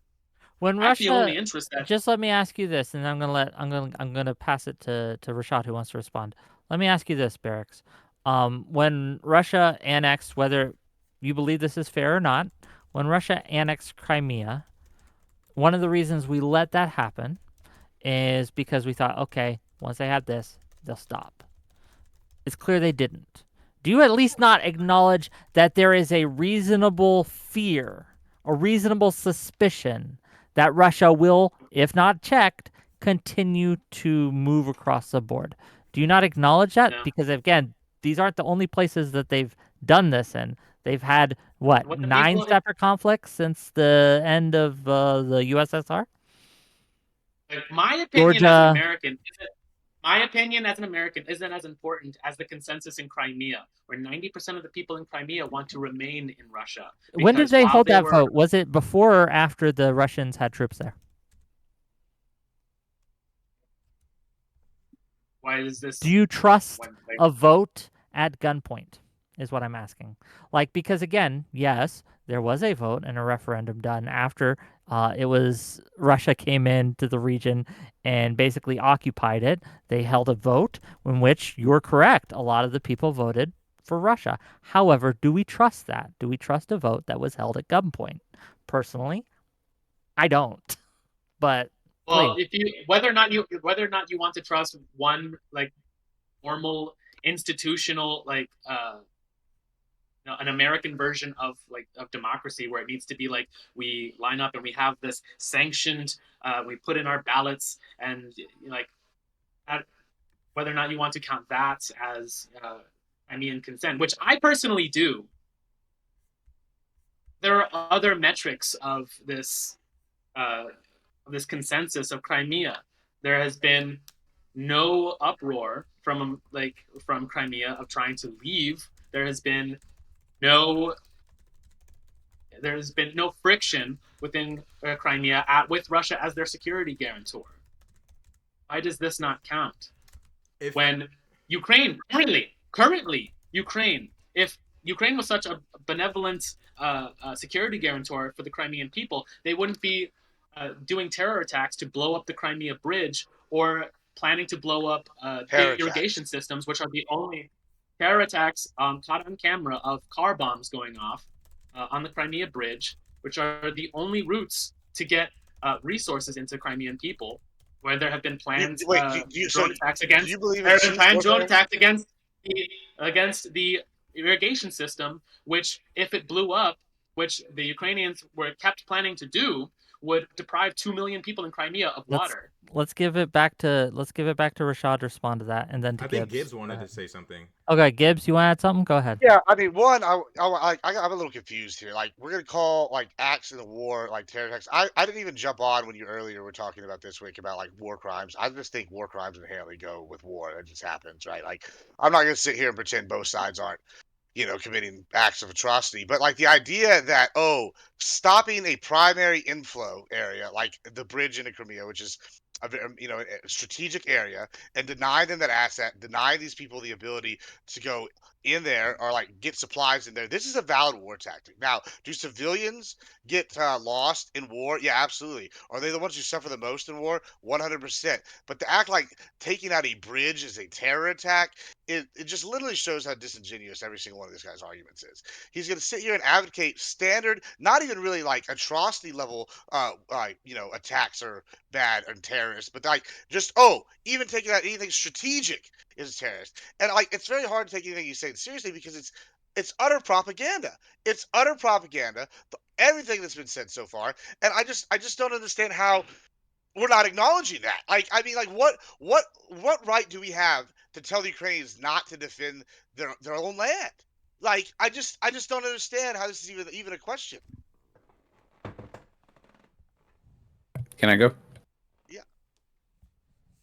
Yeah, I mean, there's a bunch of things. So, like, okay, the Pearl Harbor comparison, Nazi Germany comparisons, like, can we just at least acknowledge that, like, this is not World War II, please? Like, the reason Pearl Harbor happened, it's very different than Russia's invasion of Ukraine. Pearl Harbor happened because the U.S. refused to sell oil to the Japanese. The Japanese wanted to expand their empire as a result of that, and they wanted to destroy the American naval fleet to prevent America from preventing Japan from doing that. It was a preventative measure. I'm not saying it's justified or whatever, but I'm saying circumstances are just totally different.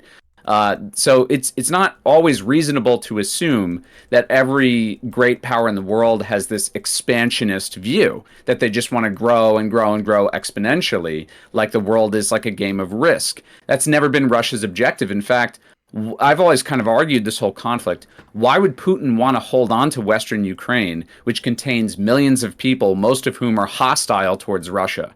That's not at all the goal here. The goal here, and the goal in all of these Russian conflicts, is maintaining Russia's sphere of influence and what they view as like the integrity of their security, right? Like they view places like Ukraine and Georgia potentially joining NATO as a threat to their security.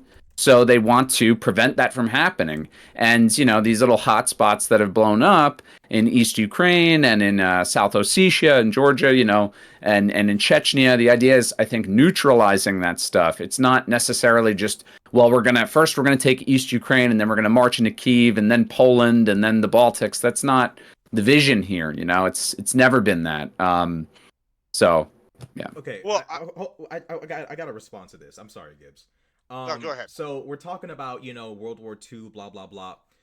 The goal here, in case, I don't know if we're remembering, but Article 5 can be activated. In fact, I think the first nation to ever activate it was us. So I can imagine that if any NATO nation state is attacked by Russia, we're getting summoned. Like, it's just going to happen. Like, I don't see how any European nation state is going to be like, yeah, you did it, but, we won't call you. They're going to call us to fight in that war. Although it's not the same thing as Pearl Harbor, here we have two expansionist nation states that can very well, whether it's by attacking the United States directly or attacking a nation in which our troops are stationed or one of our allies who can summon us, allowing this nation state to grow out of control and expand can drag us into war. So why would But he want Article 5 to be activated? And on top of that, I think you said he didn't want to take over the entire nation state of Ukraine because there's a whole bunch of people in the west of Ukraine that don't fuck with Russia. This is a guy who tried to annex the nation of Ukraine and declare the Ukrainian identity to not even exist. So this is a guy who's not only wait, saying what? Hold on. When did Putin try to annex all of Ukraine? so he wasn't trying to take over the nation state of Ukraine when he first invaded. No, no, No. dude. They started peace talks like a couple days into the invasion. Non-smoker. Did he invade the nation state of Ukraine to take a certain part? If that's correct, I'll concede and say I'm wrong. But Yes. did he not invade to take over the entire nation state? Rashad, he didn't even deploy the entire Russian military. It was a partial deployment. They marched their way to Kyiv, and then they started peace talks, the basis of which was Ukraine not joining NATO. So the purpose of this invasion was not to take the nation state of Ukraine, Hold but on. to just... No. Let's talk about this is peace talk. absolutely fucking Hold on, stop. crazy. Stop. Let's talk about this It's peace the talk because I truth. think it's It's important. not the truth. Within the treaty that initially, or the peace offering, I'm not sure what the technical referation, whether it's peace offer, peace treaty, but The within those Istanbul initial talks. right? Within those initial talks, Yeah. one of the conditions that Russia had was that Ukraine demilitarize entirely. Do you feel that was a honest ask from Russia?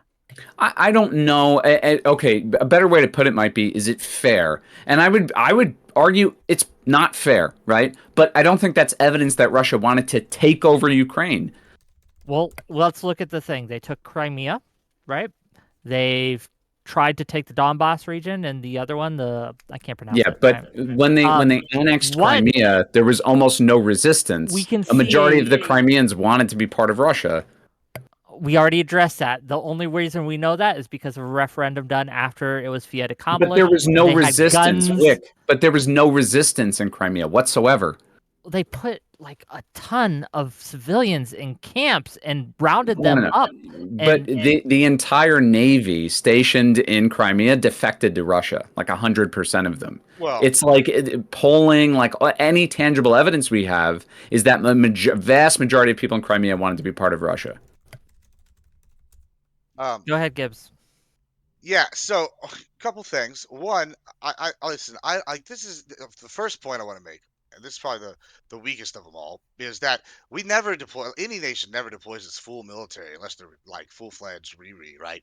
Like, Oh, yeah. if we were going to invade Mexico tomorrow, we wouldn't send all of our military. We would still have people here, So of course Russia didn't send all of its military in, right? Like, I don't think that's fair to say that they weren't. We can't use that and say that's proof that they didn't want to invade this country and take it over.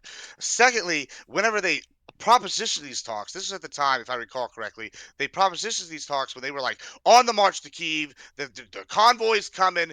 Can they stop the convoy? And they're offering the talks, and yeah, I think you said it wasn't fair. I agree, it wasn't fair because they're clearly holding a gun to their head, thinking that they're coming in, doing what they want, and now you're gonna have to do what we want, right? And so whenever we talk about like Crimea, just like Whick just brought up, like all the polling is done after the fact. I don't trust any of that. Like I trust that about as much as I trust Al Jazeera. 0%. Like it's like it's not trusting. And as far as the one last thing, and we gotta give it to Barracks. yeah, that's one fine. last. We brought up the Monroe Doctrine earlier, and y'all asked why we should care about these other countries' influences, and I have two words for them: fuck them. We're the power. We should be able to do what we want. We should be going where we want to. That's what's best for America, is staying in charge, and that's why we need to be involved in all these spheres. Barracks, you're up. I mean, that's just globalism is what you're talking about.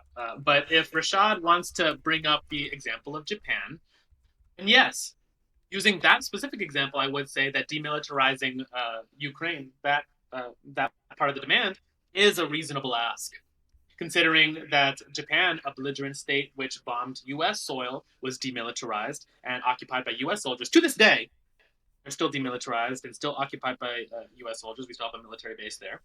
And that was for them doing a belligerent act and getting into like a war in the Pacific 80 years ago. So again, why aren't we extending this same this same responsibility to the Russians to demilitarize a belligerent state on their borders and occupy it with Russian soldiers? Belligerent state. Hold on, I want you to back that up. Can you back up the fact that Ukraine was a belligerent state? Can you give us evidence of this?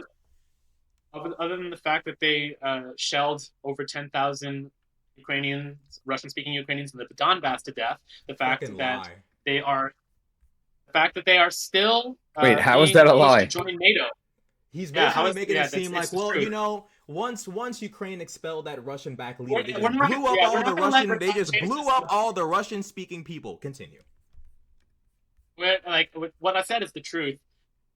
Ignoring the truth, even then, the fact that we still, for decades and decades, and still, we have U.S. politicians trying to get Ukraine to join NATO, which the purpose of NATO is to dismantle Russia, to cause so much military pressure against Russia that it collapses like the USSR. Due to Russia, what the NATO did to Yugoslavia, which is to balkanize it and enslave it to U.S. and European debts and to take their resources. Just NATO's real the quick, best thing to and ever happen to the fact- Russia. hold on, in Yugoslavia. Are you Let's talk about advocating for Yugoslavia. U.S. colonialism of a Absolutely. completely Hold on, I'm- hold on, I'm- hold on. I'm I just want to address this. Yugoslavia was busy tearing itself apart since the 80s and even a little before, after their initial leader died, because Yugoslavia was put together after World War II, right? Like we all acknowledge that shortly after that thing happened, they put them all together in a one-state solution, quote unquote, and then after their initial leadership died out or was replaced, they started killing each other. It was going to be balkanized no matter what happened. The reason the United Nations came in, and that was to stop the genocide that was occurring there and the massacres. But anyway, that said, that's neither here nor there. Let's talk about the Russian. Killing a bunch of civilians.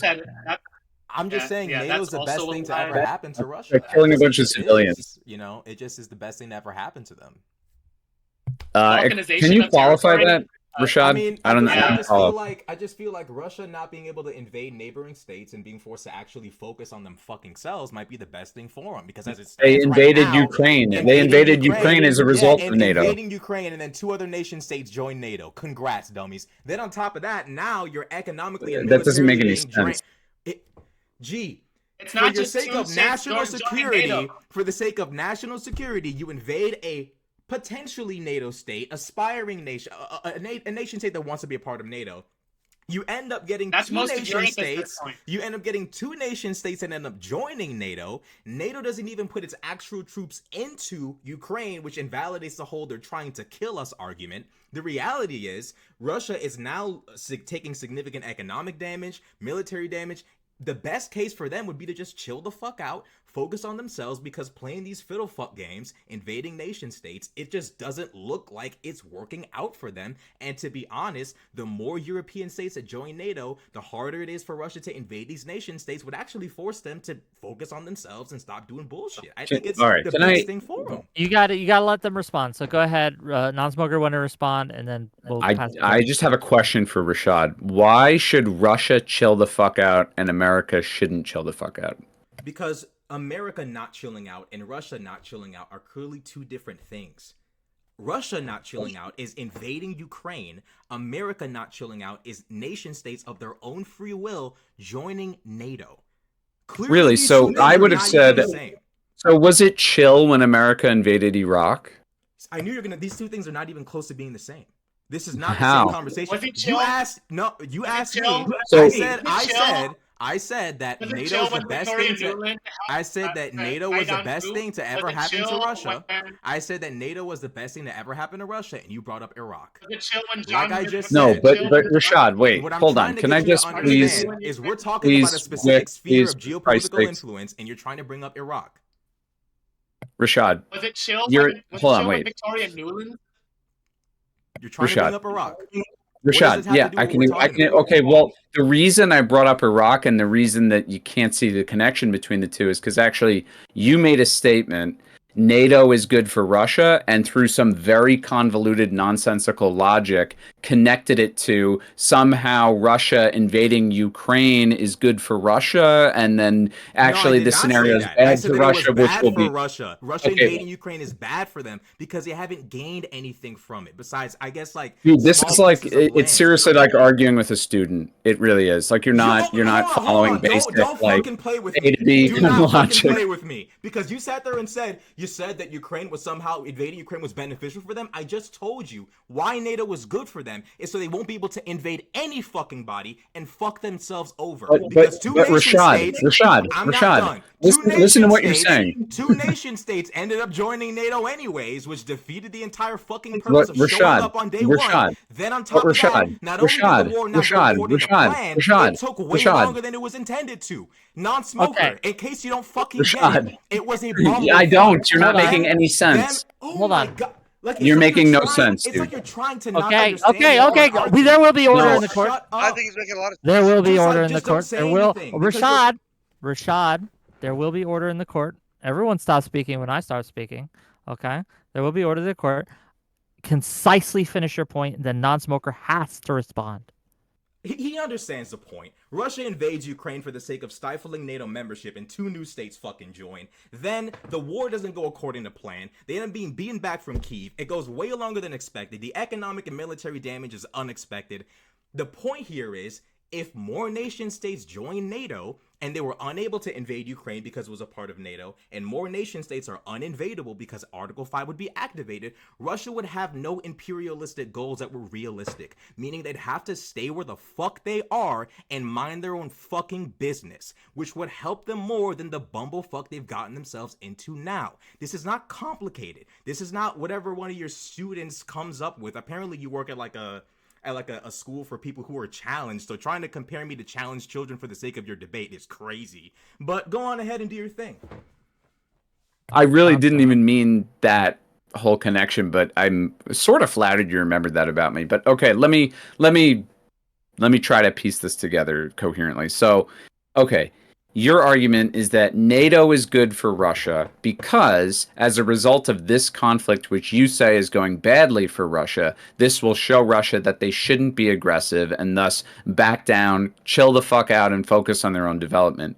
My argument back to that would be the reason that you have this conflict to begin with is because of NATO expansion and the threat of further NATO expansion. So I would probably say that a more likely scenario would be with more countries joining NATO and still the push to have Ukraine as a NATO member is probably going to increase the probability that more conflicts will arise, right? And that conflicts will continue. I also think you don't really understand that this isn't going as badly for Russia as you might think it is. I don't think that Russia is dominating or anything like that. We're in kind of a frozen conflict here, but they're certainly, they've made territorial gains. They're holding on to a pretty significant piece of territory, such that part of the peace offering here is that all of the lands occupied by Russia, Putin wants to bring it up to some sort of international consensus as to whether or not they're part of Ukraine or Russia. They're holding on to that much land that like it's kind of now considered, or the Russian argument is that it's in dispute.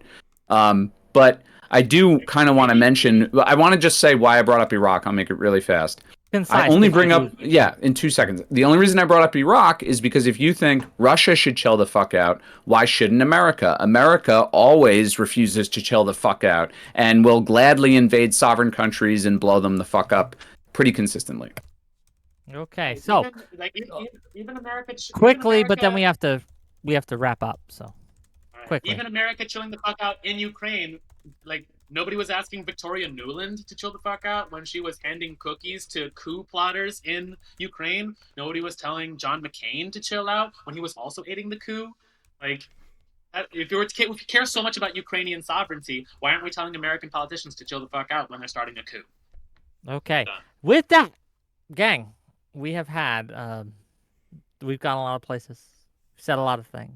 We've done a lot of things. We have a couple callers in the wings. But first, before we get to that, I wanted to let each of these individuals, first of all, thank you for staying for the whole time. I do appreciate that. Tell people your closing thoughts on this topic, where they can find you, if they want to hear from more about you and things like that. If you've enjoyed this show, hit that like button, hit that subscribe button. We're gonna do these closing statements. I'm gonna read my super chats and make myself a little money, and then we're gonna bring on some callers, and that will be the end of the show. Okay, and with that, we're gonna start with Rashad, and we're gonna let Barracks have the last word. So Rashad, and then non-smoker, then Gibbs, then Barracks.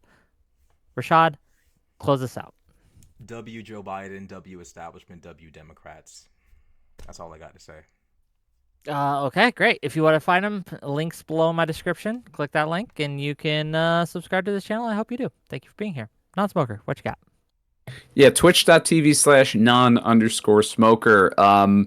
Just as an aside, did not mean any real disrespect to my adversaries in this debate. I enjoyed the discussion. If you ever want to have a 1v1, I'm more than open to it. And anyone in the audience who hates me or likes me or whatever, please go follow me, and you can yell at me in my chat, and I won't ban you, I promise. Love you all. Okay, well, thank you for being here. If you liked or hated what he had to say, his link is in the description. You can click it, and you can follow him if you like. Thank you for being here. Gibbs, go ahead. Rashad, I want to say what did outstanding today. I agreed with everything you said. Wonderful, except for that last statement where he lost me, and it really hurt my soul because I was going to even hype him up more, give him some woos and stuff. But no. Also, America first. We got to get the W's, folks. We are the superpower to stay the superpower. We got to keep handing out whoopings. If you like everything I have to say, you can find me at everything Admiral Gibbs on every platform. Check him out, gang. Really appreciate you being here. Last but certainly not least, Barracks, go ahead. You can follow the Barracks on Twitter X and on YouTube at the Barracks Live. And I believe firmly that America is, we want to be the permanent and proud civilization that I know America can be. And we have infinitely more to learn from Russia and China and Iran than the other way around. That America needs to be free from occupation from the bankster war profiteers who are getting us to the brink of World War III. So if you want to help multipolarity be born and globalism be smashed, you can follow the Barracks. Okay, check him out, gang, and thank you for being here. Let's get to these super chats and make me a little money, and then we'll get to callers, and then we'll close it out. Firechild as Great Show Wick members for 6 months at tier 2. Thank you. I appreciate it. Firechild, you're great. $10 from Per Thompson to say non-smoker is just wrong. There's a big difference between Russia trying to attain more land and the U.S. going in and fucking up, then leaving. The U.S. does not want to annex land. Let's go to the next one. $5 from Testicle Johnson. This is a very contentious topic, but I think I speak for everyone when I say that at least we can all agree that Taiwan rightfully belongs to China. L, but thank you for the $5. €5 from Prussian Menace to say this is very painful to watch. Is what it is, gang. Thank you for the €5. And $5 from Zephyr Hash to say Jerry. In a reference to Jerry Springer, I assume. Thank you for the $5. And gang, I will continue to take your money throughout the night. So continue giving it to me. Let's bring on the first caller. Hey, what you got? You're live. One sec. Let me just turn on my cam. Okay, can you guys see me? Wait, no. Nope, but that's okay. We can hear you. Give us what you got. There we go. Should be this. Oh yeah, I just wanted to pop in and. Are you a clone? What is going on? Oh my God! Yeah. There's I always commented. I always commented on the fact that me and non-smoker look quite alike, but we share none of the opinions.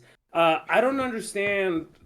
First of all, I wanted to shout out Admiral Gibbs for being one of the few conservatives I've seen that has not decided to store his testicles in his wife's purse and actually reps American strength.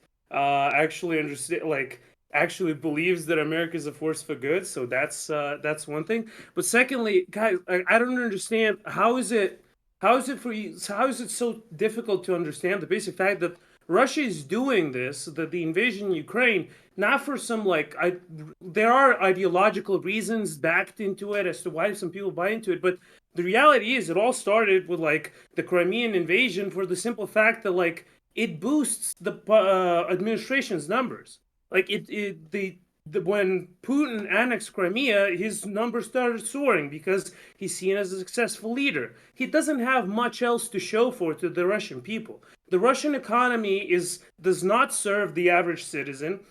You hear a lot of lefties talk about how the American economy is leaving a lot of people behind. That is 100 times worse in Russia. So the only thing that Russians have to show for is the large empire, the greater Russia, the spreading of influence across the world, of Russian influence across the world. And if they can't do that successfully, then they're not accomplishing much else. So when you understand that, when you see it from that perspective, and if we want, we can debate it, and I can bring some facts if anybody challenges that. But like, if you look at that perspective, like, why is it that we should sit back?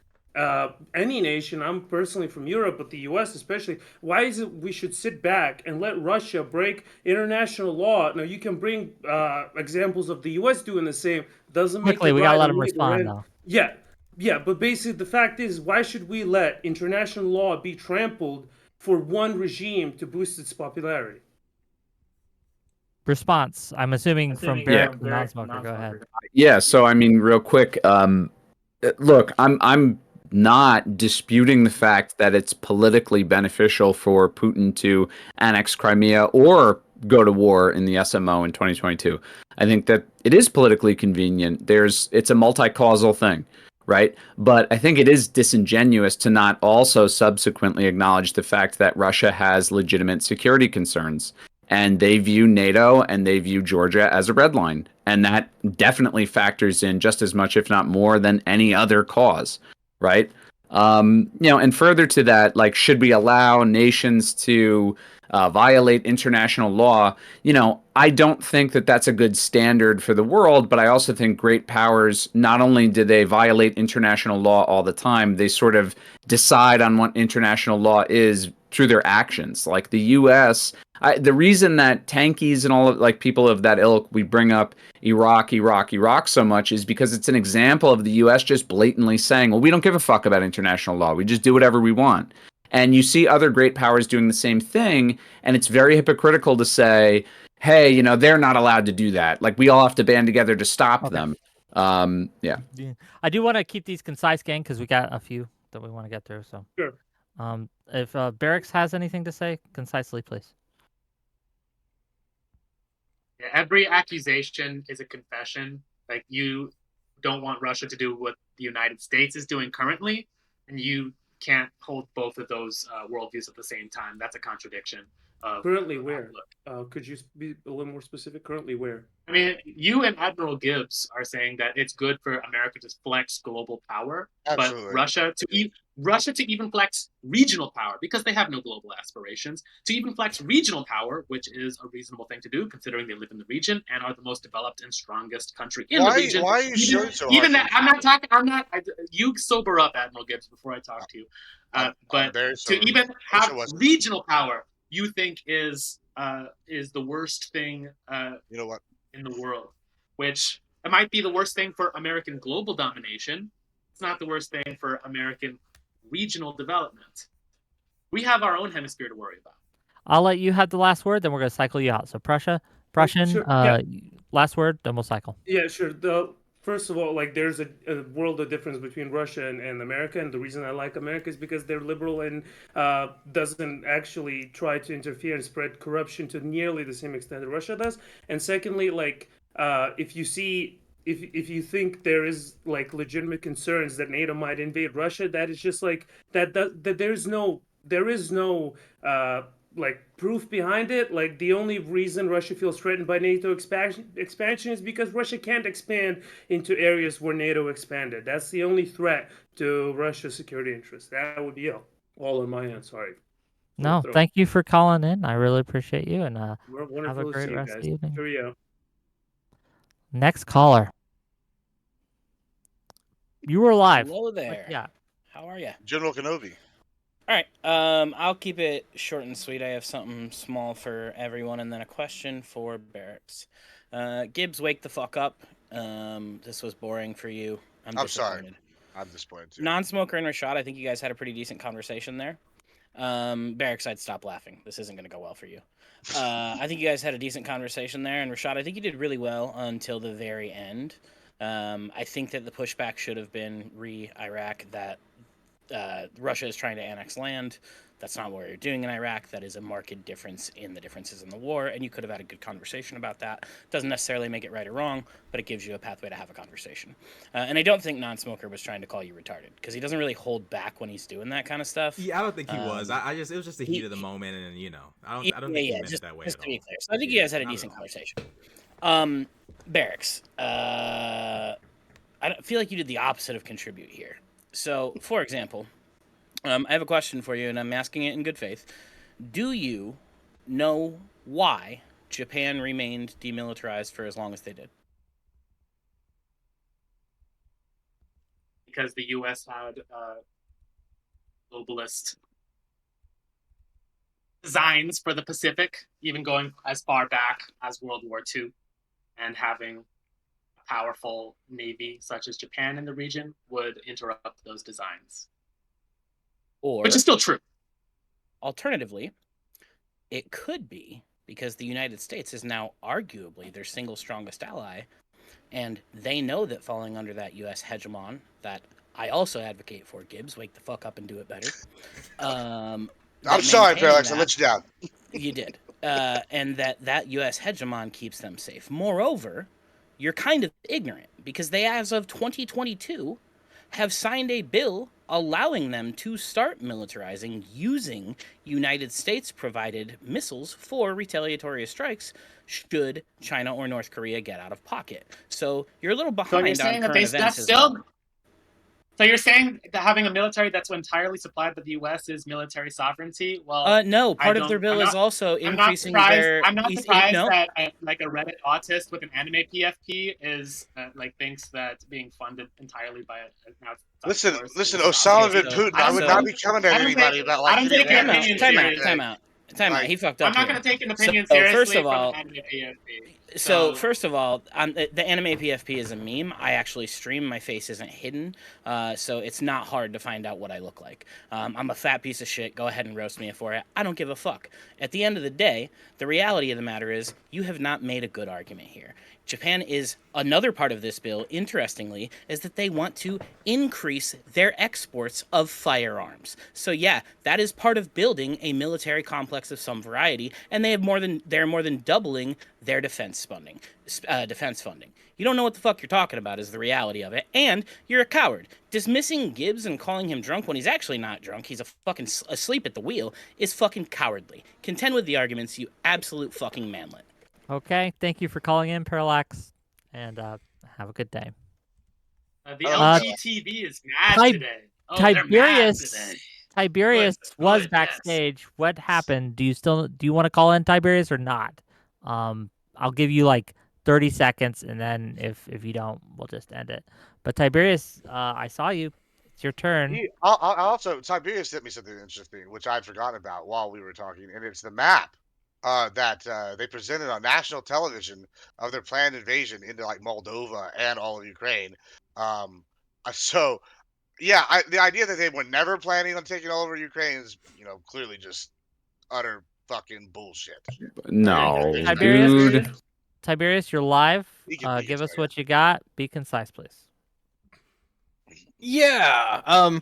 Gibbs was kind of hitting it for me. Otherwise, I would have just, passed out because I passed it on to him. Yeah, Lukashenko actually posted up the invasion plan for all of Iraq, or for all of Ukraine. That was shared by the Russian Foreign Ministry, right? Or not even the Foreign Ministry, the Russian Ministry of Defense. Excuse me.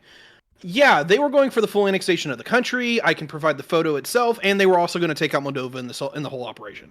The only reason that did not happen was because Ukraine turned out to be way more competent on the battlefield than anyone gave credit for, and the Russians underperformed. But we knew from the get-go what this whole operation was. It was a full-blown invasion and occupation of Ukraine and Moldova. So let's not act like it wasn't anything less. We have photo proof of this shit. Reddit autists seem to not understand what contingency plans are. Like, yes. Listen, wait. Hold on. All of you stop. Barracks, what was the contingency here? You're saying it's a contingency plan. What's the contingency in which this plan would go into effect?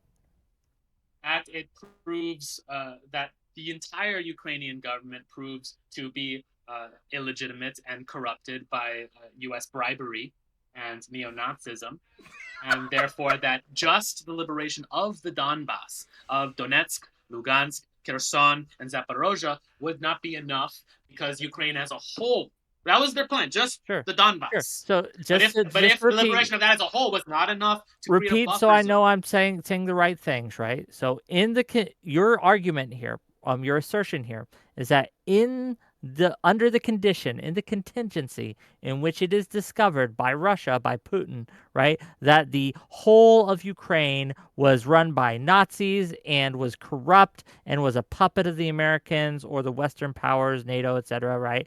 Under those conditions, they would enact this plan and annex Ukraine as a whole. Is that what you were arguing? according to Dmitry Medvedev, one more condition that all of these would create the collapse of the Ukrainian state, and there would be a vacuum of state power. Can I comment on the map? You can, after I finish my back and forth here, you can comment, and then I want Tiberius to be able to respond to both of you. But you understand that each of those conditions that you just laid out has been stated by the Russian leadership that, again, Ukraine as a whole is a puppet of the U.S. and Western powers, that Ukraine as a whole is filled with Nazis that are corrupted the system, that Ukraine as a whole. So these contingencies you said that these plans were made for are something that at least Russia believes has come to pass. So I just want the to BBC put has that also out there. confirmed. Yeah, the BBC has also confirmed the presence of neo-Nazis in the Ukrainian government before the start of the SMO. So Western media has confirmed that. So this Fox News, but CNN, the whole point American is, media overall has talked about Ukrainian corruption. But the like, whole that's also a point major is, talking point. if that's a contingency failure- plan for those conditions, then obviously those contingency they have believe has been met, and therefore it would go into effect. Therefore, I think it is correct to say that Russia was planning to annex Ukraine as a whole. Not for the first 2 months of the SMO, when there were peace talks 2 months after but the now start they of it are. in April that were sabotaged. Well, now they are. Within Okay, the that's first what 2 I months, wanted. that was- Tiberius, finish your point and we'll go to Well, you kind of made it for me, man. Like the problem is that number one, the Russians have already said within their own optics that Ukraine is basically a puppet state of the West, and that they're going to take it to give out their own security. Like this is not exactly like something that's just been thrown out there, and they're just slowly extending the line. They've already drawn the line. Ukraine can't exist.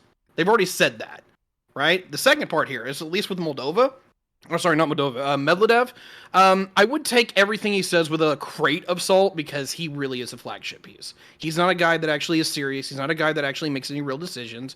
If Putin says it, yeah, you should probably take it pretty seriously. If Lavrov says it, I would definitely take it very seriously. But Medvedev, even though he's a former president of Russia, was a placeholder. He was literally the guy that's been the stooge for Putin since literally like the early 90s. And in fact, usually every time that he's actually put in a position of power, he is curtailed consistently because he is not trusted by everybody.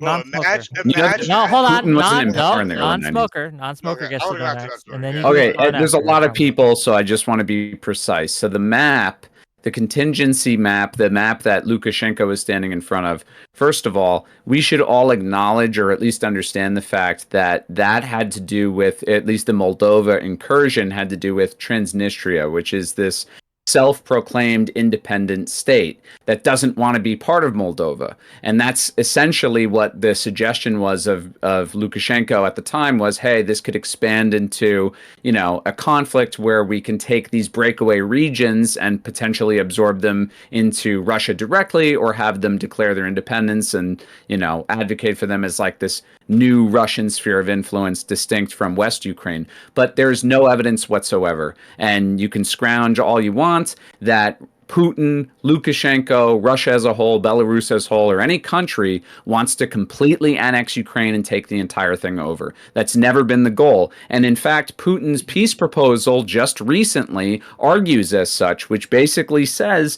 that Ukraine has to withdraw its troops from the DPR, LPR, Kherson, and Zaporizhia, right? And that there needs to be a new international status established for these regions through treaties, right? There's no indication Russia even wants to annex those places Non-smoker, directly. if I may.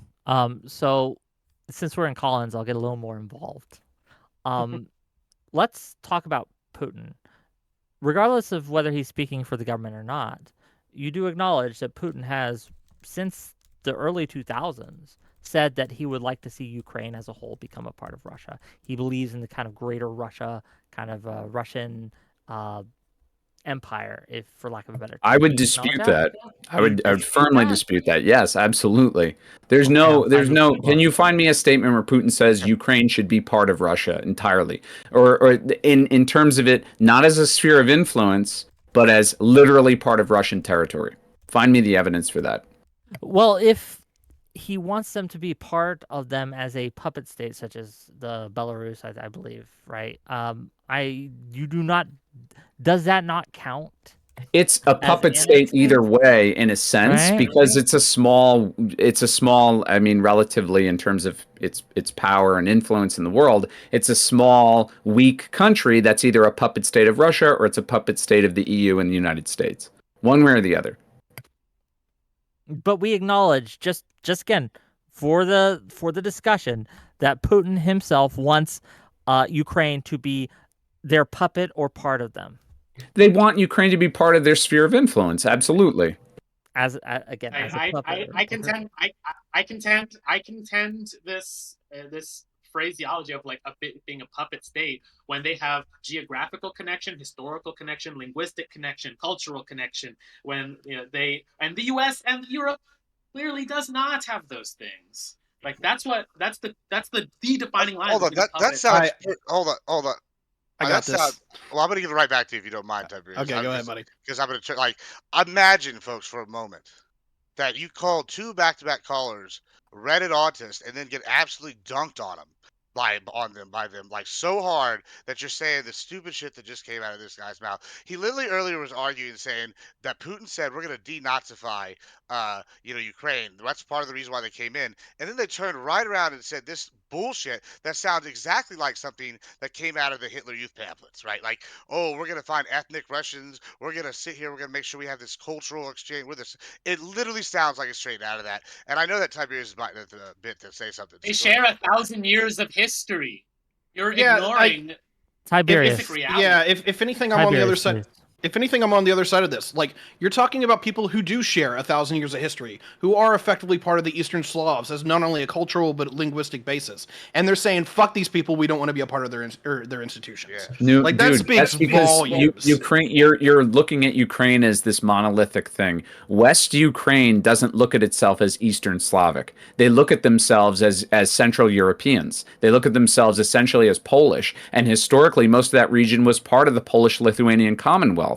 Eastern Ukraine is distinctly Russian. In fact, that's why they speak mostly fucking Russian there. They're ethnically Russian. It's far more. There is a distinct difference between the two halves of Ukraine. So there is look, I don't go the route of like Russia has a historic right to this land.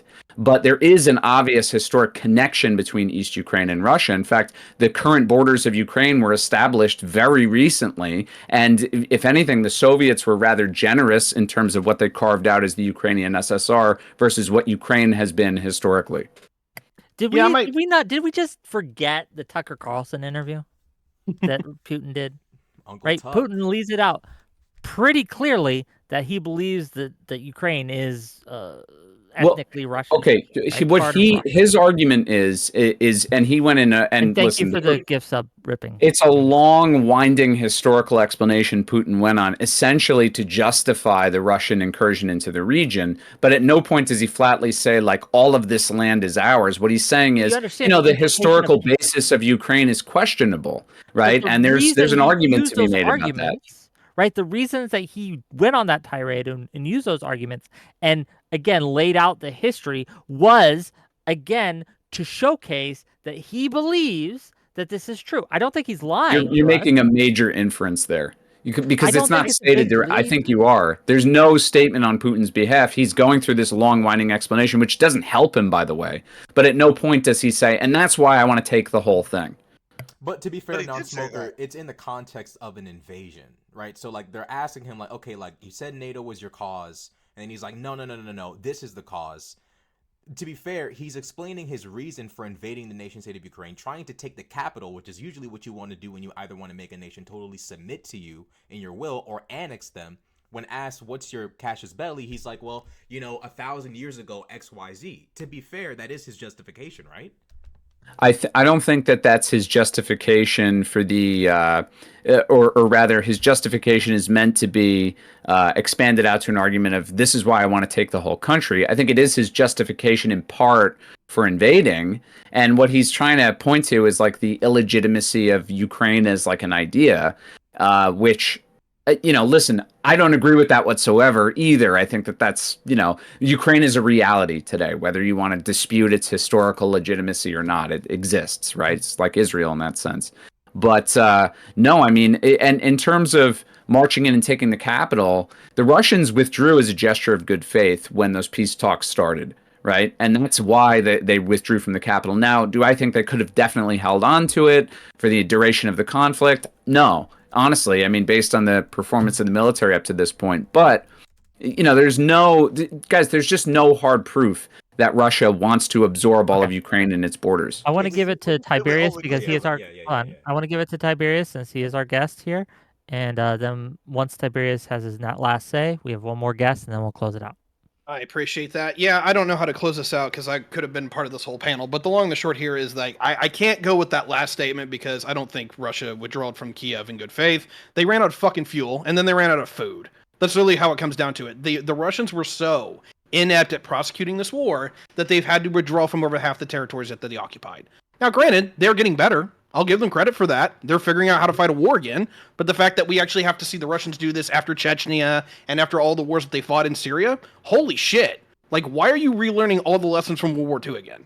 Like, this isn't good faith. This is literally just them falling apart. Evidence of them running out of food? What the fuck are you talking about? Yeah, literally the entire, 27th Combined Arms Army went back into Belarus because they had no fuel and no food. So you have one example of one regiment of the Russian military going to get resupplied with food, and that's what your argument is? Non-smoker. That's major, because we supplied our armies in Afghanistan and it wasn't Iraq just one regiment, perfectly, though. and they're on the other side of the world, and we fed our guys, and they can't. I don't think it's a problem of lack of food at all. I think whatsoever. They withdrew as a gesture of good faith. That much, non-smoker. They took over so much land and ceded it. That's not good faith. That's getting your ass whooped and being unprepared. They pulled back entirely. Yeah, because they had no choice like they withdrew. You think if they had the full advantage, they would have stayed? Okay, hold on. Let Barracks respond, then Tiberius have last word, and we'll cycle. If anything, that goes to what Non-Smoker was saying, that they were there in good faith and that they weren't planning to expand past the Donbass, where after taking over, like with the partial mobilization, like the Donbass, and then starting peace agreements in April, when those peace agreements were sabotaged, yeah, they would have to go back and refuel because they didn't actually plan to stand there for that phase of the special military operation longer than it would take to bring about peace agreements. It was the Ukrainians and Boris Johnson who sabotaged that. But no, that speaks to Non-Smoker's point. This is so okay. Tiberius, last word. Yeah, I don't know how we get there. I don't know how you have a military convoy that's over 40 miles long, get stuck for 3 days, and people just act like that. Everything's fine. This was not good faith. They had to leave because they couldn't prosecute a war. This is what we've seen consistently throughout the entire battle space, is that they can't prosecute a war until literally they throw all the hammer and nails at one particular target. Like, they're getting better, sure, but this is not good faith. They're actually covering smoke because they know they can't actually prosecute the war the way that they wanted to. They've had to retreat over half of their territory, and I don't even know how to interact with it. Go ahead, Whick. Tiberius, thank you for coming. I really appreciate when you call in. I do. And I'll talk to you later, buddy. Last of the night. Hello. You're live. You're live. We can't hear you if you're talking. Robinette Biden. Uh-oh. Oh, man. He wasn't ready. Fuck. He wasn't ready. Okay. Oh, there he goes. There he goes. You hear, buddy? Damn. Okay, well, thank you for playing. Dark Brandon and everything, and he wasn't right. Yeah, he had the PFP, but he didn't have the soul, I guess. He pulled the Dark Brandon and And- just room it off He somewhere. didn't have the energy. Yeah. It's crazy. Okay, gang, it has been a great show. I want to thank all my guests from going. Who's streaming right now that we could raid into? Who are you still streaming? Non-smoker non- stream. Me. You've never rated me, Wick. Well, I'll raid you tonight. Why not? Hey, Remind me of how to spell your name. Like non_smoker. Got you. Sorry. Okay, and with that, gang, my friends, my enemies, tomorrow is Saturday, and I have off, so I'm not going to come off. So you aren't going to see a show here. Monday, we're going to be talking about incels, and that'll be fun. And then next week on Thursday, we're going to have Brianna Wu on the show to talk about her appearance on trigonometry. I don't know if you guys saw that, but it was interesting. And I want to talk to her about it. I think that she did pretty good mostly, but that 20%, we got to talk about that 20%. Okay. Josiah from Pondering Politics will be joining us. And with that, also on we're going to raid into on YouTube, we're going to raid into the Alex Kirsch project. So on Twitch, we're going to be going into Non-Smoker, and on YouTube, we'll go into Alex Kirsch. We will see you guys later. Bye-bye. Bye-bye, everyone. Bye. Bye. All right, good time, folks. I'll see y'all around. Okay, thanks for coming. Sorry about SK Media. I was super excited to have him on. I don't know what. Did he not think it was going to be a debate? I don't know. Maybe I'll need to look back at my messages. Maybe